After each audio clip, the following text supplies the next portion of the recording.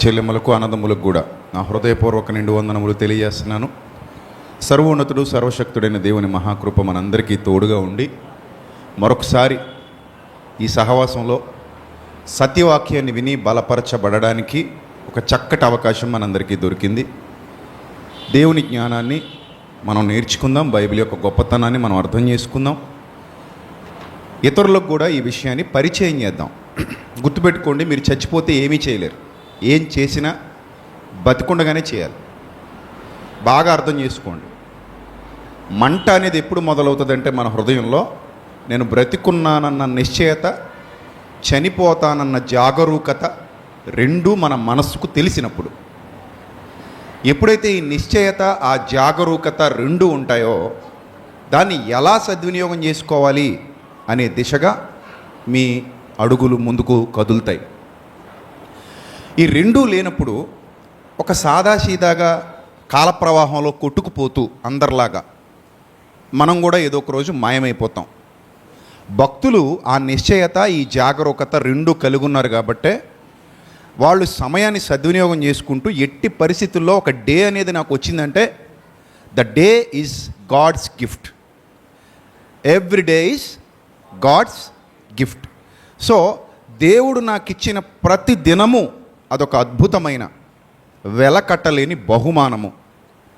ఈ బహుమానాన్ని నేను ఎలా సద్వినియోగం చేసుకోవాలి, ఎలా సార్థకత చేసుకోవాలి అని ఆలోచించి ప్రతి దినాన్ని వాళ్ళు తమకు అనుకూలంగా, ప్రభువుకు అనుకూలంగా మార్చుకుంటూ ముందుకు పోయారు.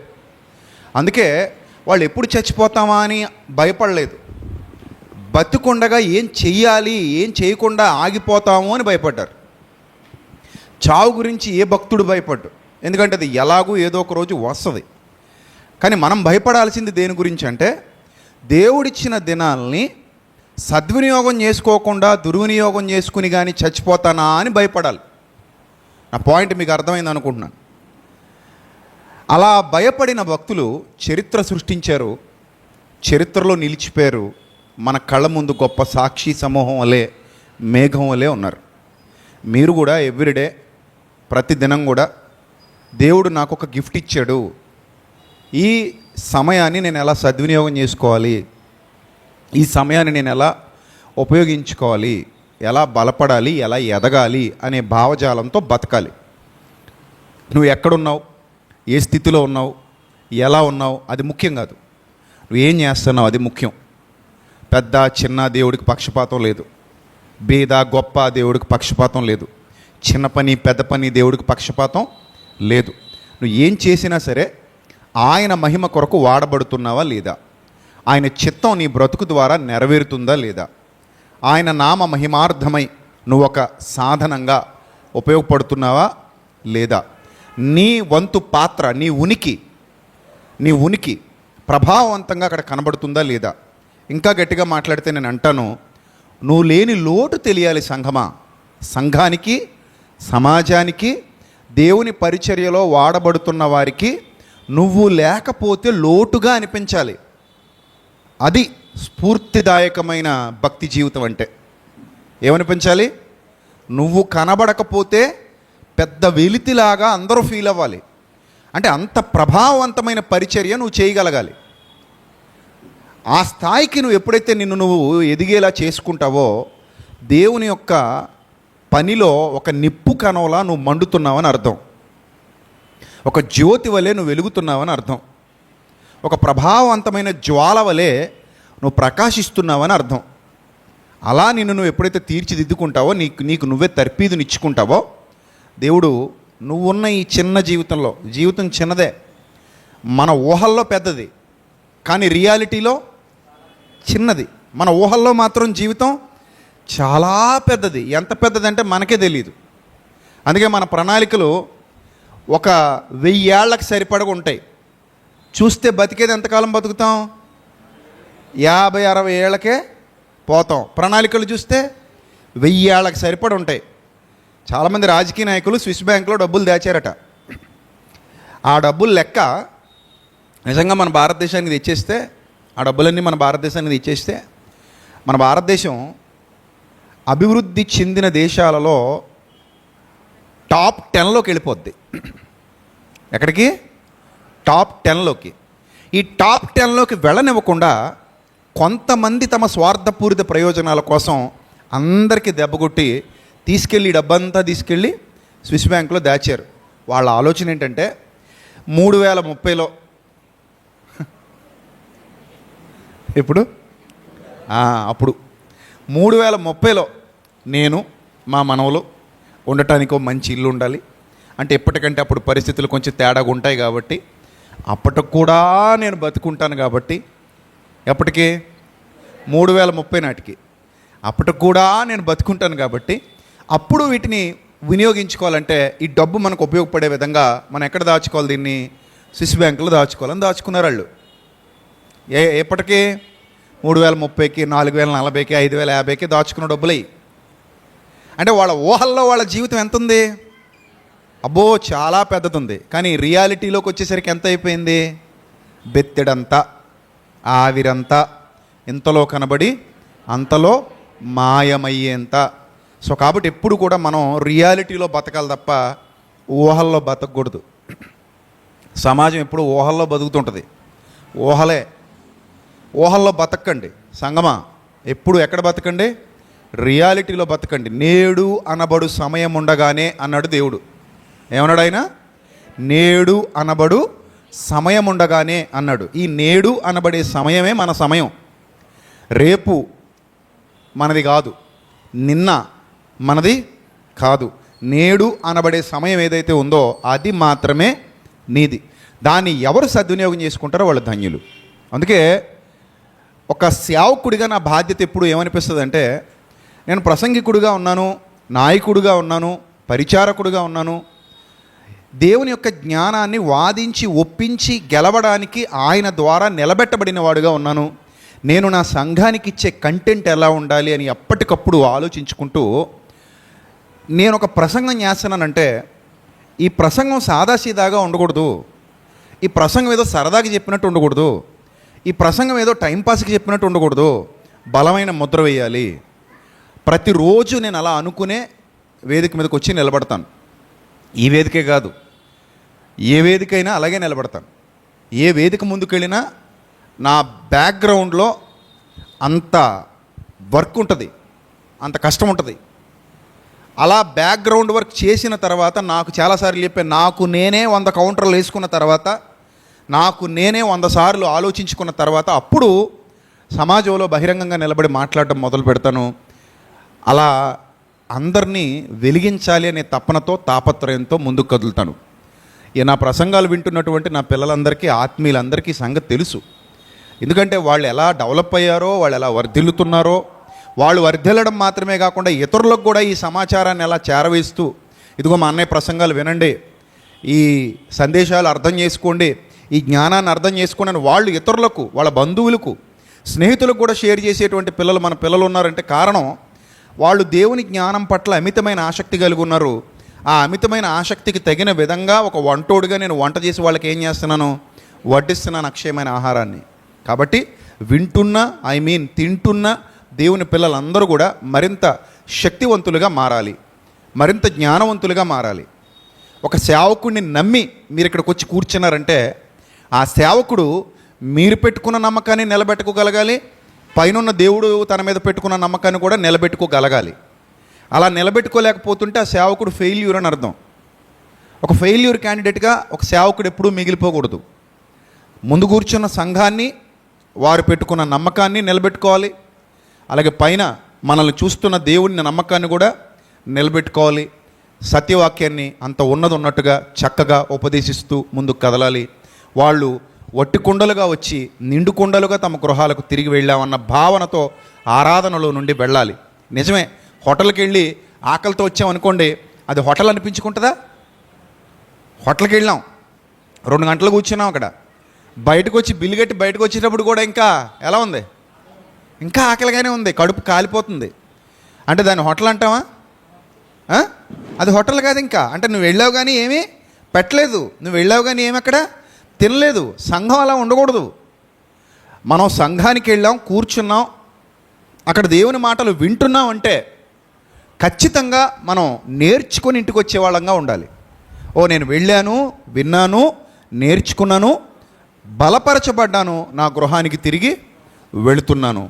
ఈ ప్రసంగం వారమంతా నన్ను కాపాడుతూనే ఉంటుంది అనేటువంటి భరోసా ఎప్పుడు ఏ సేవకుడు సంఘానికి ఇవ్వగలుగుతాడో ఆ సంఘం సత్యమందు కట్టబడుతున్నటువంటి సంఘం. ఏ సేవకుడు ఆ భరోసా సంఘానికి ఇవ్వలేకపోతున్నాడో ఆ సంఘంలో 1,00,000 మంది ఉన్న నిరుపయోగం, 10 లక్షల మంది ఉన్న నిరుపయోగం, అది ఒక వ్యర్థమైన సంఘంగా మిగిలిపోతుంది తప్ప క్రీస్తునందు నాటబడిన అర్థవంతమైన సంఘంగా ఎదగడంలో ఎప్పటికీ విజయాన్ని సాధించదు. కాబట్టి ప్రియమైన దేవుని ప్రజలారా, మీరు వింటున్నటువంటి సందేశాలు మిమ్మల్ని మరింత బలోపేతం చేయబోతున్నాయి, ఇంకా చేస్తాయి. రాబోయే రోజుల్లో మరింత లోతైన సత్యంలోనికి మిమ్మల్ని నడిపించడానికి ప్రభువు నాకు ఇచ్చినటువంటి ప్రేరేపణను బట్టి ఇంకా లోతైన సంగతులు మీకు ఉపదేశించడానికి నేను సిద్ధపడుతున్నాను. మీరు కూడా జాగ్రత్తగా వినండి. చెప్పబడుతున్న ప్రతి మాట గ్రంథంలో అలా ఉందా లేదా పరిశీలన చేస్తూ రాసుకుంటూ జాగ్రత్తగా నేర్చుకోవాలి. అలాగే మరొక ముఖ్యమైన విషయం చెప్పి నేను ప్రార్థన చేసి ముఖ్య సందేశాలకు మిమ్మల్ని తీసుకెళ్తాను. ఈరోజు ఒక అర్ధగంట లేట్ అయినా జాగ్రత్తగా వినండి. ఒక ఇంపార్టెంట్ టాపిక్ మనం మాట్లాడుకోబోతున్నాం కనుక మనం మన యూట్యూబ్ ఛానల్ ద్వారా చాలా సందేశాలు సమాజానికి అందిస్తున్నాం. ఈ బిట్ కూడా తర్వాత మీరు కట్ చేసి పెట్టుకోండి. మన యూట్యూబ్ ఛానల్స్ ద్వారా I for God ministries live నుండి కానివ్వండి, విజయప్రసాద్ ఫౌండేషన్ ఛానల్ నుంచి కానివ్వండి, చాలా విలువైన సందేశాలు సమాజానికి వెళుతున్నాయి.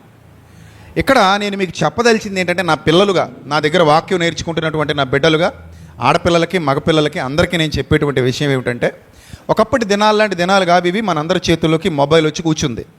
ఈ మొబైల్లో మీకు కూడా పర్సనల్ అకౌంట్స్ ఉంటాయి. సో మీ పర్సనల్ అకౌంట్స్ ఓపెన్ చేసుకుని యూట్యూబ్ ఛానల్లో మీరు నా వీడియోలు అప్లోడ్ చేసుకుంటారా, చేసుకోండి. అలాంటి కాపీరైట్లు నేను ఎప్పటికీ వెయ్యబడదు కూడా. అంటే దాన్ని దుర్వినియోగం చేయాలనుకునేవాడి విషయంలో వేరేగా ఉంటుంది. కానీ మీరు మా కంటెంట్ ఎంత వినియోగించుకున్నా నేను ఎవరి మీద కాపీరైట్లు ఎప్పటికీ వెయ్యను. మీరు హ్యాపీగా వాడుకోవచ్చు. అలాగే ఇన్స్టాగ్రామ్ అకౌంట్లో కానివ్వండి, ఫేస్బుక్ అకౌంట్లో కానివ్వండి, చాలా సందేశాలు మనవి వినబడుతున్నాయి కనుక వాటిని మీరు షార్ట్స్గా కట్ చేసుకుంటారో లేకపోతే మీరు రీల్స్గా కట్ చేసుకుంటారో మీ ఇష్టం. వాటిని కట్ చేసుకుని మీకు ఇదే అధికారం అనుకోండి, ఇంకా ఇదే నేను ఈ సందేశం ద్వారా ఇవ్వడమే మీకు ఇంకా అనుమతి ఇచ్చేస్తున్నట్టు మీరు చక్కగా మీ ఛానల్స్లో అప్లోడ్ చేసుకోండి. తద్వారా ఎక్కువ మందికి దేవుని జ్ఞానం వెళుతుంది. దాన్ని కాంట్రవర్సీ చేయకండి అంతే. ఇది వాడుకొని కాంట్రవర్సీ క్రియేట్ చేద్దాం, ఈ విధంగా తమ్నైల్ పెట్టి కాంట్రవర్సీ క్రియేట్ చేద్దాం అనే భావజాలం వద్దు. కానీ సత్యవాక్యం ప్రజల్లోనికి వెళ్ళాలనే సదుద్దేశంతో మీరు చక్కగా, ఆడపిల్లలు మీకు అకౌంట్స్ ఉన్నాయి, ఇన్స్టాగ్రామ్లో రీల్స్ ఉన్నాయి, చక్కగా రీల్స్ పెట్టుకోవచ్చు, మన వీడియోలు కట్ చేసుకోవచ్చు, పంపించవచ్చు. సో సమాజం సత్యాన్ని విని బలపడి దేవుని సన్నిధికి వస్తుంది. సమాజం దేవుని జ్ఞానాన్ని అర్థం చేసుకుంటుంది. ఇది మనకున్న అవకాశం. It's an opportunity to all. So మనందరికీ ఒక వండర్ఫుల్ ఆపర్చునిటీ దేవుడు ఇచ్చాడు. దీన్ని వినియోగించుకుందాం, తప్పే ఉంది. రోజుకు ఒక అర్ధగంట, గంట మీరు సమయం కేటాయిస్తే నాతో పాటు మీరు కూడా సువార్త పనులు ఏమవుతారు, పాలిభాగస్తులు అవుతారు కదా. ఆ విధంగా సత్యవాక్యం వినడానికి మార్గాలు సుగమం చేస్తున్నారు. ఎంతోమందికి దేవుని జ్ఞానాన్ని పంచటంలో మీరు కూడా నా తోడి పాలిభాగస్తులు, నా తోడి యోధులు అవుతున్నారు. కనుక ఇందులో ఎవరు తక్కువ కాదు, అందరూ సమర్థవంతులే. అవకాశం ఉంటే ప్రతి ఒక్కరూ చెయ్యగలిగిన పనే ఇది. ఆడపిల్లలు చేయొచ్చు, మగపిల్లలు చేయొచ్చు. కాబట్టి అందరూ కూడా ఆ విధంగా మీరు దేవుని పరిచర్యలో వాడబడాలని తెలియజేస్తున్నాను. ఒకసారి అందరూ కూడా ఆలోచించండి, పరిచర్యలో మీరు కూడా పాలిభాగస్తులు అవ్వండి. రైట్, కళ్ళు మూసుకోండి, ప్రార్థన చేసుకుని వాక్య ధ్యానంలో అడుగు పెడదాం. ఒక విలువైన సందేశాన్ని ఈరోజు మనం వినబోతున్నాం కనుక శ్రద్ధాశక్తులతో, భయభక్తులతో దేవుని మాటలు వినాలని మీ అందరికీ నేను ప్రేమపూర్వకంగా విజ్ఞప్తి చేస్తున్నాను. ప్రార్థన చేద్దాం. మహాపరిశుద్ధుడైన మా కన్న తండ్రి, రాజమండ్రి పట్టణంలో ప్రభు అనేక దినాలుగా మీ కుమారులుగా, మీ కుమార్తెలుగా మమ్మల్ని, సంఘాన్ని అందరినీ వాడుకుంటూ మీ విజ్ఞాన సంపద మీ పిల్లలకు పంచిపెడుతున్నందుకు, అనేక మందిని సత్యవాక్యంతో ఆశీర్వదించి బలపరుస్తున్నందుకు స్తోత్రం తండ్రి. మేమే పాటి వారము, మా జీవితాలు ఏ పాటివి తండ్రి. ఇంతలో కనబడి అంతలో మాయమైపోయే ఆవిరి వంటి బ్రతుకులు బ్రతుకుతున్న వారము. అయినప్పటికీ మీ కృపచేత, మీ దయచేత మమ్మల్ని కరుణిస్తూ, కనికరిస్తూ, తొట్టిల్లిపోయిన ఆత్మీయ జీవితాలు మాకు అనుగ్రహిస్తూ, నమ్మకస్తులుగా, యథార్థవంతులుగా మీ సన్నిధి కాంతిలో నిలవడానికి, నడవడానికి మీరు మాకు ఇచ్చిన ఘనమైన ఈ ఆధిక్యతను బట్టి ఏమిచ్చి మీ రుణం తీర్చుకోగలము తండ్రి. పిల్లలందరినీ దీవించండి, ప్రతి వారం క్రమం తప్పకుండా మీ సత్యవాక్యాన్ని నేర్చుకోవడానికి ఇక్కడికి వస్తున్న బిడ్డలందరికీ మీ కాపుదల ప్రసాదించండి. మీ సన్నిధాన వర్తనులుగా నిలువబెట్టి మీ సహాయ సహకారాలతో నడిపించండి. ప్రతి కుటుంబాన్ని మీరు దీవించండి, ఆశీర్వదించండి. ప్రతి కుటుంబాన్ని మీరు బలపరచండి, మీ కృపలో భద్రపరచండి. ప్రభువా, వారి యొక్క జీవితాలలో మీ అక్షయ ఆహారం ఎంత గొప్ప ప్రభావాన్ని చూపించబోతుందో ఎరిగిన వారై నమ్మకమైన సాక్షులుగా, జీవకిరీటమును పొందుకునేవారిగా, తొట్టిల్లిపోని ఆత్మీయ ప్రభువా ఐశ్వర్యముతో నింపబడిన వారుగా మీ పిల్లలందరినీ మలచమని ఈ దినపు సందేశాన్ని వినిపించడానికి సిద్ధపడి ఉండగా మీరు నాకు ఇచ్చిన జ్ఞానమును బట్టి మరింత సమయోచితమైన జ్ఞానాన్ని అనుగ్రహించమని మీ పాదములు పట్టుకుని వేడుకుంటూ, ప్రభువా విని విడిచిపెట్టే గుంపులో గాక విన్న వాక్యమును బట్టి జాగ్రత్త పడి ముందుకు కదలగలిగే భాగ్యాన్ని బిడ్డలందరికీ దయచేయమని వేడుకుంటూ, ఇక మాతో పాటు అనేకుల్ని ఈ సన్నిధిలో నిలబెట్టడానికి మేము ప్రకటించగలిగే జ్ఞానాన్ని, పరిచయం చేయగలిగే శక్తిని, అందరికీ ఈ విషయాన్ని చెప్పగలిగే మోమాటము లేని భక్తి జీవితాన్ని ఇక్కడ కూర్చున్న పిల్లలందరికీ దయచేయమని, వారు ఇంకా అనేకుల్ని సత్యవాక్యం వైపు నడిపించడానికి వారికి శక్తిని, బలాన్ని అనుగ్రహించమని, ఘనత, మహిమ, ప్రభావములు మీకు మాత్రమే చెల్లిస్తూ లైవ్ ద్వారా వీక్షిస్తున్న బిడ్డల కుటుంబాలను కూడా దీవించి ఆశీర్వదించమని వేడుకుంటూ, యేసుక్రీస్తు నామంలో ఈ ప్రార్థన మనవులు సమర్పించి మీ వద్ద నుండి జవాబు పొందుకుంటున్నాం మా కన్న తండ్రి. Amen, amen. ప్రియులారా గమనించండి, మనందరికీ తెలుసు కార్యారంభము కంటే కార్యాంతము మేలు. ఒక వ్యక్తి జీవితం ఎలా ప్రారంభమైంది అనేది ఇంపార్టెంట్ కాదు, కానీ ఎలా ముగిసింది అనేది ఇంపార్టెంట్. ఒక వ్యక్తి జీవితం స్టార్టింగ్లో ఎలా ఉంది అంటే రకరకాల లోపాలు కనబడవచ్చు, సహజం, మానవ సహజం. భక్తులు కూడా ప్రారంభ పరిస్థితుల్లో కొన్ని సందర్భాలలో వాళ్ళు వెనుదిరిగినట్టుగా కానివ్వండి, పడిపోయినట్టుగా కానివ్వండి, వెలుచూపు వాళ్ళను తొట్టిల్లినట్టుగా కానివ్వండి, మాట తప్పినట్టుగా కానివ్వండి, కొన్ని సందర్భాల్లో మనకి కొన్ని సాక్ష్యాలు దైవగ్రంథంలో కనబడుతుంటాయి. కానీ ఆ తర్వాత వాళ్ళు పడిపోయిన స్థితిలో నుండి మరింత బలాన్ని పుంజుకుని రెండింతలు పనిచేశారు. పడిపోయిన స్థితిలో నుంచి మరింత బలాన్ని పుంజుకుని ఇంకా గొప్ప కార్యాలు చేశారు, ఇంకా గొప్ప ఉన్నతమైన కార్యాలు తలపెట్టారు. అలా తలపెట్టి దేవుణ్ణి మహిమపరిచి ఈ తనువు చాలించి లోకాన్ని విడిచిపెట్టి వెళ్ళిపోయారు. That is the inspiration to all. వాళ్ళ జీవితాలను మనం ఆలోచన చేస్తున్నప్పుడు మనం చాలా ఇన్స్పైర్ అవ్వాలి, మండించబడాలి. వాళ్ళు తమకివ్వబడిన ఈ జీవితాన్ని ఊహాలోకంలో చాలా పెద్దదిగా చూడలేదు, రియాలిటీలో చాలా చిన్నదిగానే చూశారు. సో ప్రతిరోజు ఒక బహుమానంగా భావించి దాన్ని ఎలా సద్వినియోగం చేసుకోవాలా అనే దిశగా ముందుకు కదిలారు. ఈరోజు ఆదివారం, రేపు సోమవారం, మంగళవారం, బుధవారం, గురువారం, శుక్రవారం, శనివారం, ఒక వారం దినాలు మీకు దేవుడు గిఫ్ట్గా ఇచ్చాడు. ఇది గిఫ్ట్ అని నేను అంటున్నాను, మీరు ఏకీభవిస్తారు నాతో? ఎంతమంది ఏకీభవిస్తారు? దేవుడు మీకు గిఫ్ట్గా ఇచ్చాడు ఒక వారాన్ని అంటే ఎంతమంది ఏకీభవిస్తారు? అందరూ ఏకీభవించాల్సిందే, ఎందుకంటే నిజంగానే ఇది గిఫ్ట్. ఇది దేవుడు ఒక వారం రోజులు మనకి ఎలా ఇచ్చాడట? బహుమానంగా ఇచ్చాడట. ఇప్పుడు ఈ వారం రోజులు నా దేవుడు నాకు బహుమానంగా ఇచ్చేశాడు. నేను ఆదివారం సన్నిధికి వెళ్ళాను, మండింపబడ్డాను, విన్నాను. ఈ వారం రోజుల గిఫ్ట్ నేను తీసుకొని, ఈ వారం రోజుల బహుమానాన్ని నేను తీసుకొని నేను ఏం చేస్తున్నాను? దీన్ని ఎలా గడుపుతున్నాను? నేను దీన్ని మళ్ళీ తెచ్చుకోగలనా? తెచ్చుకోలేను. ఈ బహుమానం నాకు ఎవరైనా ఈ లోకంలో ఉన్నవారు ఇవ్వగలరా? ఇవ్వలేరు. ఈ లోకంలో ఉన్నవారు ఎవరూ ఇవ్వలేని బహుమానం దేవుడు మాత్రమే ఇవ్వగలిగినటువంటి బహుమానం కాలము అనే బహుమానం. ఏమ రైట్? ఏ బహుమానము? కాలము అనే బహుమానం. ఇంత గొప్ప బహుమానాన్ని నా దేవుడు నాకు ఇచ్చాడు, నేను దీన్ని సద్వినియోగం చేసుకుంటాను. వ్యర్థంగా నేను దీన్ని వాడను, వ్యర్థంగా నేను దీన్ని వినియోగించను. దీన్ని నేను నాకు అనుకూలంగా, నా ప్రభువుకు అనుకూలంగా మలుచుకుంటాను అని అనుకోవాలి. ఇది కొంతమందికి తెలియక దాన్ని వ్యర్థంగా వాడుకున్న వాళ్ళు ఉన్నారు. కానీ సాక్షి సమూహం మేఘం వలె మనల్ని ఆవరించి ఉన్నప్పుడు, దైవ గ్రంథాన్ని శ్రద్ధగా మనం చదువుతున్నప్పుడు, ఇంకా నాకు తెలియదు అంటే ఏమైనా బాగుంటుందా? బాగోదు. మనకు తెలిసిపోయింది. ఎందుకు తెలిసిపోయింది? కొరింథీ పత్రికలో ఒక మాట ఉంటుంది, యుగాంతమందున్న మీకు బుద్ధి కలుగుటకై ఇవి వ్రాయబడిను అంటాడు.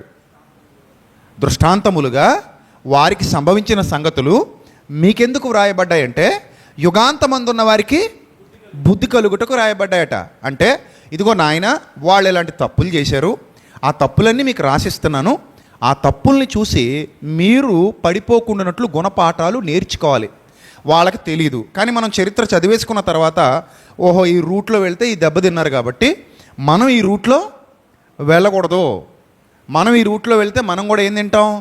దెబ్బ తింటాం. అప్పుడప్పుడు చూడండి, రోడ్ల మీద మనకు బోర్డు కనబడుతుంది, ప్రమాదాలు జరుగుతున్న స్థలము, ఆగి నెమ్మదిగా వెళ్ళండి అంటే కొంతమందికి అనుభవం అయ్యాకనైనా బోర్డు వచ్చింది అక్కడికి. కొత్తోడు రాశాడా?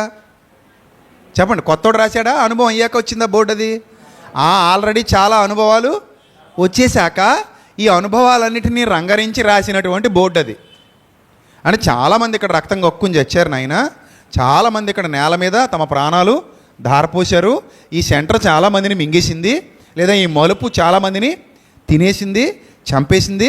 మీరిక మీదట ఈ మలుపు దాటుతున్నప్పుడు వాళ్ళవలే కాకుండా ముందటి దినాలలో ఎవరైతే ఈ మలుపు దాటి ఇక్కడ ప్రాణార్పణ చేశారో వారి వలే కాకుండా మీరు జాగ్రత్తగా ఉండినట్లు యుగాంతమందున్న మీకు బుద్ధి కలుగుటకే ఇవి వ్రాయబడిను, దృష్టాంతములుగా వ్రాయబడిను అన్నట్టుగా వచనం ఉంటుంది. అర్థమైందా? సో కాబట్టి నాకు తెలీదు అని అనడానికి లేదు, మనకు చాలా తెలుసు. వాళ్ళకి తెలీదు, పడిపోయి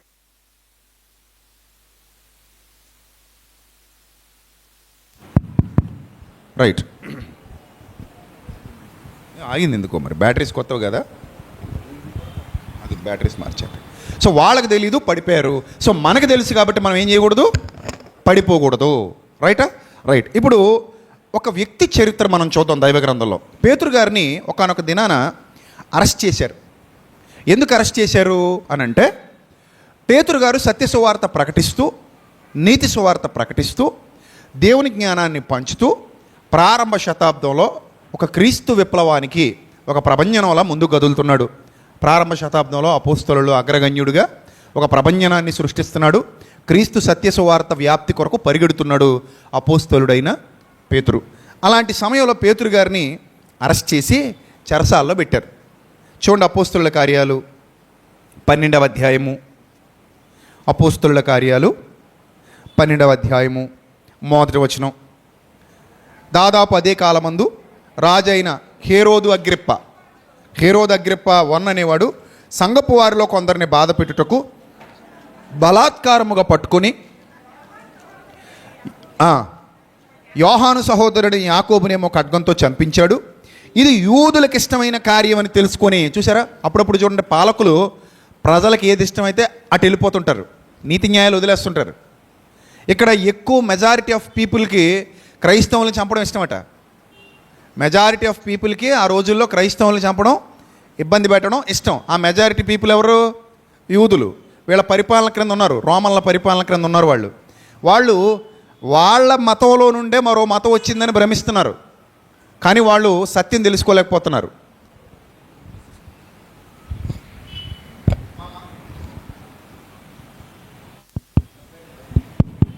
మా మతంలో నుండి మరో మతం బయలుదేరిందన్న భావంలో ఉన్నారు తప్ప, మా మతాన్ని దెబ్బకొట్టడానికి ఇంకొక కొత్త మతం వచ్చిందన్న భావంలో ఉన్నారు తప్ప, వీళ్ళు ఆ పాత నిబంధనలో నుండి క్రీస్తు ద్వారా క్రొత్త నిబంధనలోకి అడుగుపెట్టారు. మనం కూడా అడుగు పెట్టాలి. ఇవన్నీ లేఖనాల్లో ఉన్నాయి, ఇవన్నీ ప్రవచనాల్లో ఉన్నాయి, ప్రవక్తల గ్రంథాల్లో ఉన్నాయనే ఇంగితం ఆ రోజున యూదులకు రాలేదు. కాబట్టి క్రైస్తవుల్ని, క్రైస్తవ్యాన్ని అడ్డుకోవడానికి ప్రయత్నపడ్డారు. అలాంటి పరిస్థితుల్లో, అలాంటి ఇబ్బందికర పరిస్థితుల్లో పేతురును కూడా జైల్లో పెట్టడం ఇష్టమని తెలిసి, పేతురును కూడా ఏం చేశాడట, యూదులకు ఇష్టమైన కార్యం అని తెలిసి పేతురును కూడా ఏం చేశాడట, పట్టుకున్నాడు. సంఘమేమో ప్రార్థన చేస్తుంది. 4 చతుష్టయాల సైనికులకు అతన్ని అప్పగించాడు. ఏమండి, దాదాపు 16 మందిట. వాళ్ళు ప్రొటెక్షన్లో, వాళ్ళ అండర్టేకింగ్లో చాలా జాగ్రత్తగా కాపాడుతున్నారు, చాలా జాగ్రత్తగా అతన్ని బందికానాలో పెట్టారు. ఇక నెక్స్ట్ అతన్ని కూడా ఏం చేస్తారు, చంపేస్తారు. ఎందుకు? చంపడమే ఇష్టం యూదులకి, ఏదో విధంగా చంపి పడేస్తాడు. అప్పుడు సంఘం అత్యాసక్తి కలిగి మా సేవకుడిని విడిపించు తండ్రి అని ప్రార్థిస్తుంది. ప్రజాస్వామ్యం కాదు కదా పోరాటం చేయడానికి, ప్రజాస్వామ్యం కాదు కదా చట్టాన్ని ఆశ్రయించడానికి, ప్రజాస్వామ్యం కాదు కదా కోర్టు దగ్గరికి వెళ్ళడానికి, నిరసన వ్యక్తం చేయడానికి. అది రాజరికపు పాలన. ఇదంటే ప్రజాస్వామ్య పరిపాలన.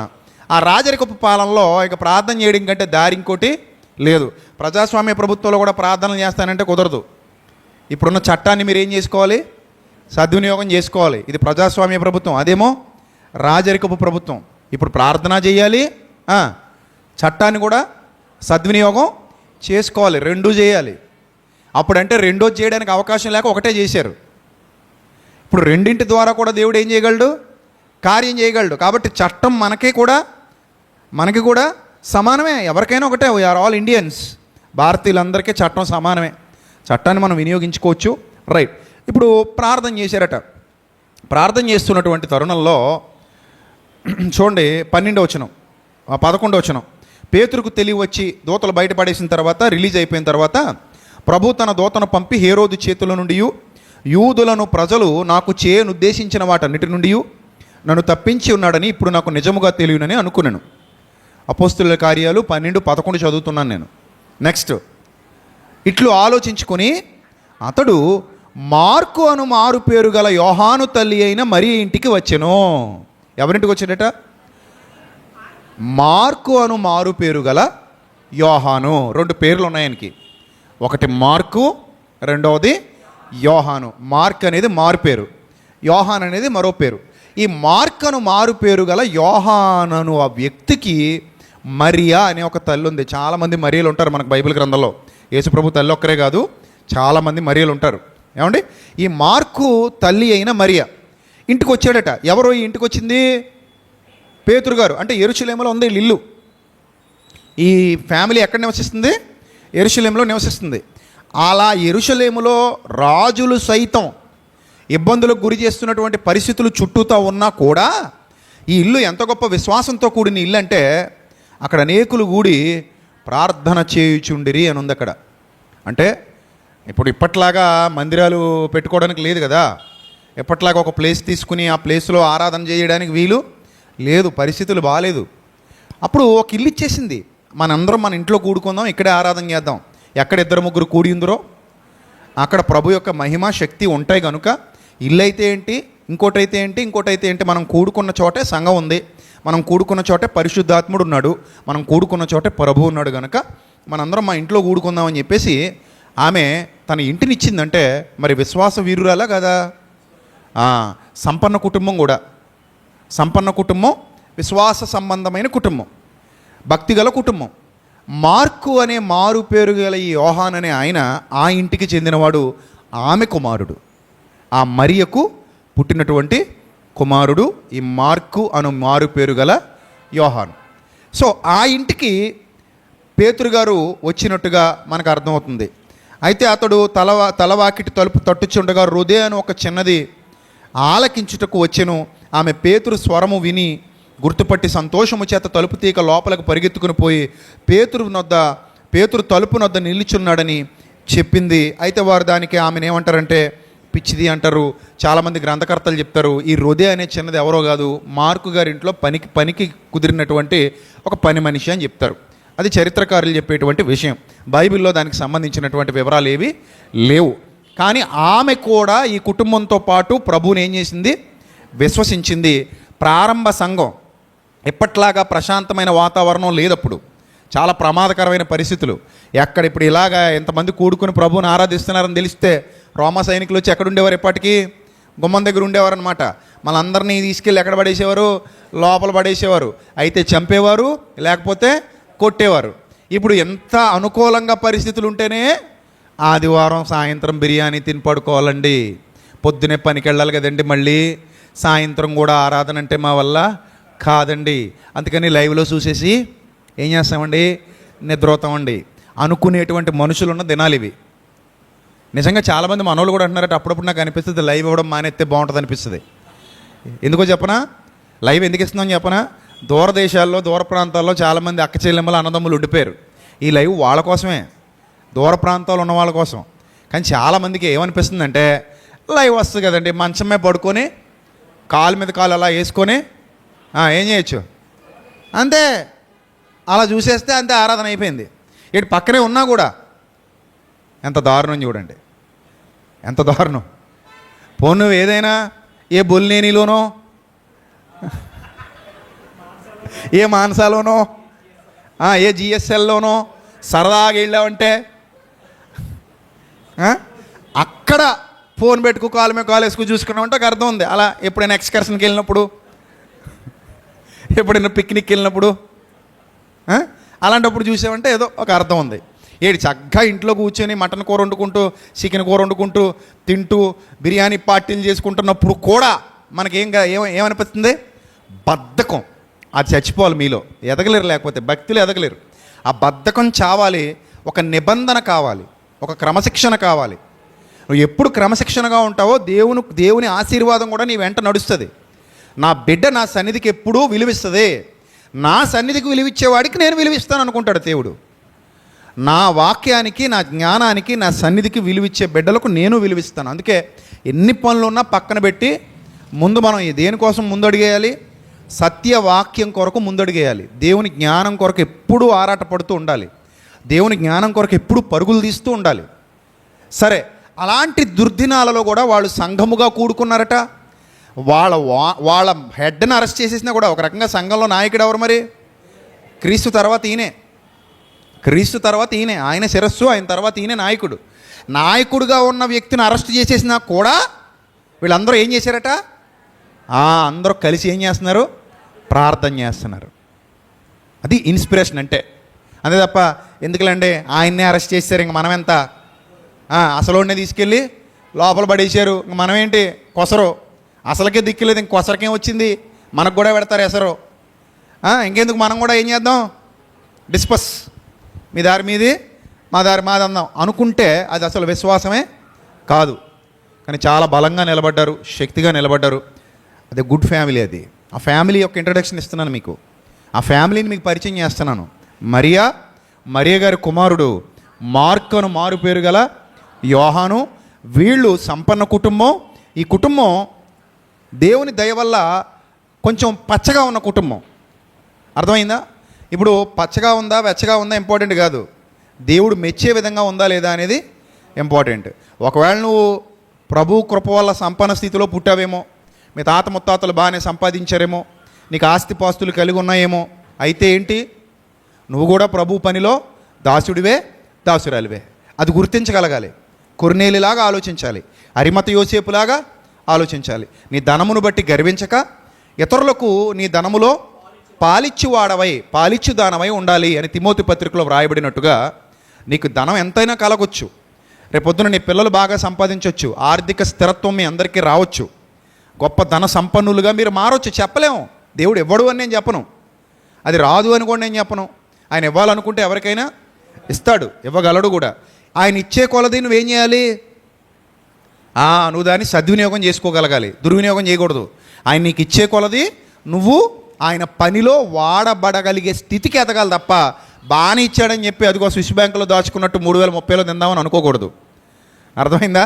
3030 మాట పక్కన పెట్టు, 2030కే మనం ఉండము. తెలియని జీవితాలు ఇవి, అవునా కాదా? కాబట్టి ఏ రోజు కీడు, ఏనాటి కీడు ఆనాటికి చాలును అని ప్రభు చెప్పిన మాట దృష్టిలో పెట్టుకొని మన ధనాన్ని సద్వినియోగం చేసుకుంటున్నావా లేదా అనేది ఆలోచన చేయాలి. ఇక్కడ ఈ భక్తి పరులైన కుటుంబం సంపన్న కుటుంబమే, కానీ వారు తమ ధనములో ఇతరులకు పాలిచ్చువారై ఉన్నారు. అస్థిరమైన తమ ధనమునందు నమ్మిక ఉంచక, తిమోతి పత్రికలో చెప్తాడు, వాస్తవమైన జీవమును సంపాదించుకునే నిమిత్తము రాబో లోకమునకు, రాబో కాలమునకు మంచి పునాది వేసుకుని వారై ఉండవలెను అన్నాడు తిమోతి పత్రికలో. అలాంటి భావజాలం కలిగినటువంటి భక్తి గల కుటుంబమే ఈ మరియ గారి కుటుంబం. ఆమె పుత్రుడు మార్కు అను మారు పేరు గల యోహాను. వీళ్ళకే బంధువు కూడా ఉన్నాడు. ఆ బంధువు గురించి చూద్దాం ఒకసారి. అపోస్తుల కార్యాలు 4వ అధ్యాయము 37వ వచనం. అపోస్తుల కార్యాలు 4వ అధ్యాయము 36వ వచనం. కుప్రలో పుట్టిన లేవీయుడగు యోసేపు అని ఒకడు ఉండెను. ఇతనికి అపోస్తలు హెచ్చరిక పుత్రుడు అని అర్థం ఇచ్చు బర్నబా అను పేరు పెట్టి ఉండిరి. ఇతడు భూమి గలవాడై ఉండి దానిని అమ్మి దాని వెల తెచ్చి అపోస్తలుల పాదముల వద్ద పెట్టెను. ఇతడు కూడా సంపన్న కుటుంబానికి చెందినవాడే, చాలా భూములు ఉన్నాయి, చాలా ఆస్తులు ఉన్నాయి. ఇతని పేరు బర్నబా. ఈ బర్నబా మార్కు గారికి దగ్గర బంధువు, మరియ గారికి దగ్గర బంధువు. అర్థమవుతుందా? సమీప బంధువు. వాళ్ళిద్దరి మధ్యన ఉన్న రిలేషను కొంతమంది చరిత్రకారులేమో మేనమామ మేనల్లుడు అని చెప్తారు. అంటే బర్నబా యొక్క చెల్లెలు మరియా, ఆ చెల్లెలకు పుట్టినవాడు మార్కు అని కొంతమంది చెప్తారు. బర్నబా యొక్క దగ్గర బంధువు అంటే చిన్నాన్న పెదనాన్నల బిడ్డలు అన్నట్టుగా కొంతమంది చరిత్రకారులు చెప్తారు. అది దాని గురించినటువంటి క్లియర్ కట్ వివరణ బైబిల్లో లేదు, కానీ బైబిల్లో ఒక మాట అయితే ఉంది, వాళ్ళిద్దరూ దగ్గర బంధువులు. ఎవరెవరు? బర్నబా గారు, మార్కు గారు అనగా మార్కను మారు పేరు గల యోహాను గారు ఎవరట? దగ్గర బంధువులు. ఇద్దరూ సంపన్న కుటుంబానికి చెందినవారే. ఆయన దగ్గర ఆస్తిపాస్తులు ఉన్నాయి, అలాగని గర్వాంధులు కారు. ఈయన దగ్గర కూడా ఆస్తిపాస్తులు ఉన్నాయి, అలాగని ఈయన కూడా గర్వాంధుడు కాడు. ప్రభు పని కోసం అవసరమైతే భూమిని కూడా అమ్మేద్దామని ఎంతటి గొప్ప విశ్వాస వీరుడు ఎవరట? బర్నబాస్. గొప్ప విశ్వాస వీరుడు. నా దేవుని పని కోసం ఈ భూమి నాకు శాశ్వతం కాదు, నా భూమి పరలోకంలో ఉంది, అందుకే భూమి మీద మీరు ధనము కూర్చుకొనకుడి, పరలోకమందు చిమ్మెట కొట్టని దొంగ దోచుకొనని ధనాన్ని పరలోకంలో కూర్చుకోండి అన్న మాటకి విలువనిచ్చిన వాడుగా ఈ బర్నబా అనే వ్యక్తట అపోస్తలులు అతనికి ఏమని పేరు పెట్టారంటే హెచ్చరిక పుత్రుడు, అనగా ఆదరణ పుత్రుడట. ఆదరించగలిగే సామర్థ్యం ఉంది అతనికి. ఎంత గొప్ప ఆదరణ పుత్రుడు అంటే భూమి గలవాడై ఉండి దానిని అమ్మి దాన్ని వెల తెచ్చి అపోస్తలుల పాదాల యొద్ద పెట్టి అనేకుల్ని ఆదరించడానికి ఉపయోగపడినటువంటి ఆదరణ పుత్రుడు, హెచ్చరిక పుత్రుడే ఈ Barnabas. What a wonderful family it is. ఆ కుటుంబాలు నిజంగా చాలా భక్తిగల కుటుంబాలు. బర్నబా గారు కానివ్వండి, మరియ కానివ్వండి, వారి కుటుంబాలు కానివ్వండి, చాలా భక్తిగల కుటుంబాలుగా మనకి ఇక్కడ కనబడుతున్నాయి. ధనముందని గర్వించక, బలముందని తమను తాము హెచ్చించుకొనక, దేవునికి సంపూర్ణంగా లోబడి విధేయత చూపిన వారే ఈ జీవితం అశాశ్వతమని, రాబో జీవితమే శాశ్వతమని, దాని కొరకు మంచి పునాది వేసుకొనవాలనే భక్తి జీవితపు పరాకాష్ఠ వాళ్ళ జీవితాల్లో చాలా ప్రస్ఫుటంగా మనకి కనబడుతోంది. రైట్, ఇక్కడ వరకు మనకు బైబిల్ గ్రంథం చక్కగా అర్థమైంది. నెక్స్ట్ మనం దైవ గ్రంథాన్ని జాగ్రత్తగా పరిశీలన చేస్తే ఒకానొక దినాన ఏం జరిగిందంటే ఆ ప్రాంతాలలో విపరీతమైన కరువు వచ్చింది. అపోస్తుల కార్యాలు 11వ అధ్యాయము 27వ వచనం. దాదాపుగా యెరూషలేము కూడా కరువు కోరల్లో చిక్కుకుంది. కరువులు అనేవి చెప్పొస్తాయా? అతివృష్టి అనావృష్టి అంటారు. అతివృష్టి వచ్చినా ఆకలి బాధ భరించాలి, అనావృష్టి వస్తే మరింత ఎక్కువగా ఆకలి బాధ భరించాలి. వరదలు వచ్చినా మనకి తిండి ఉండదు, అలాగని వర్షపాతం లేకపోయినా మనకి తిండి ఉండదు.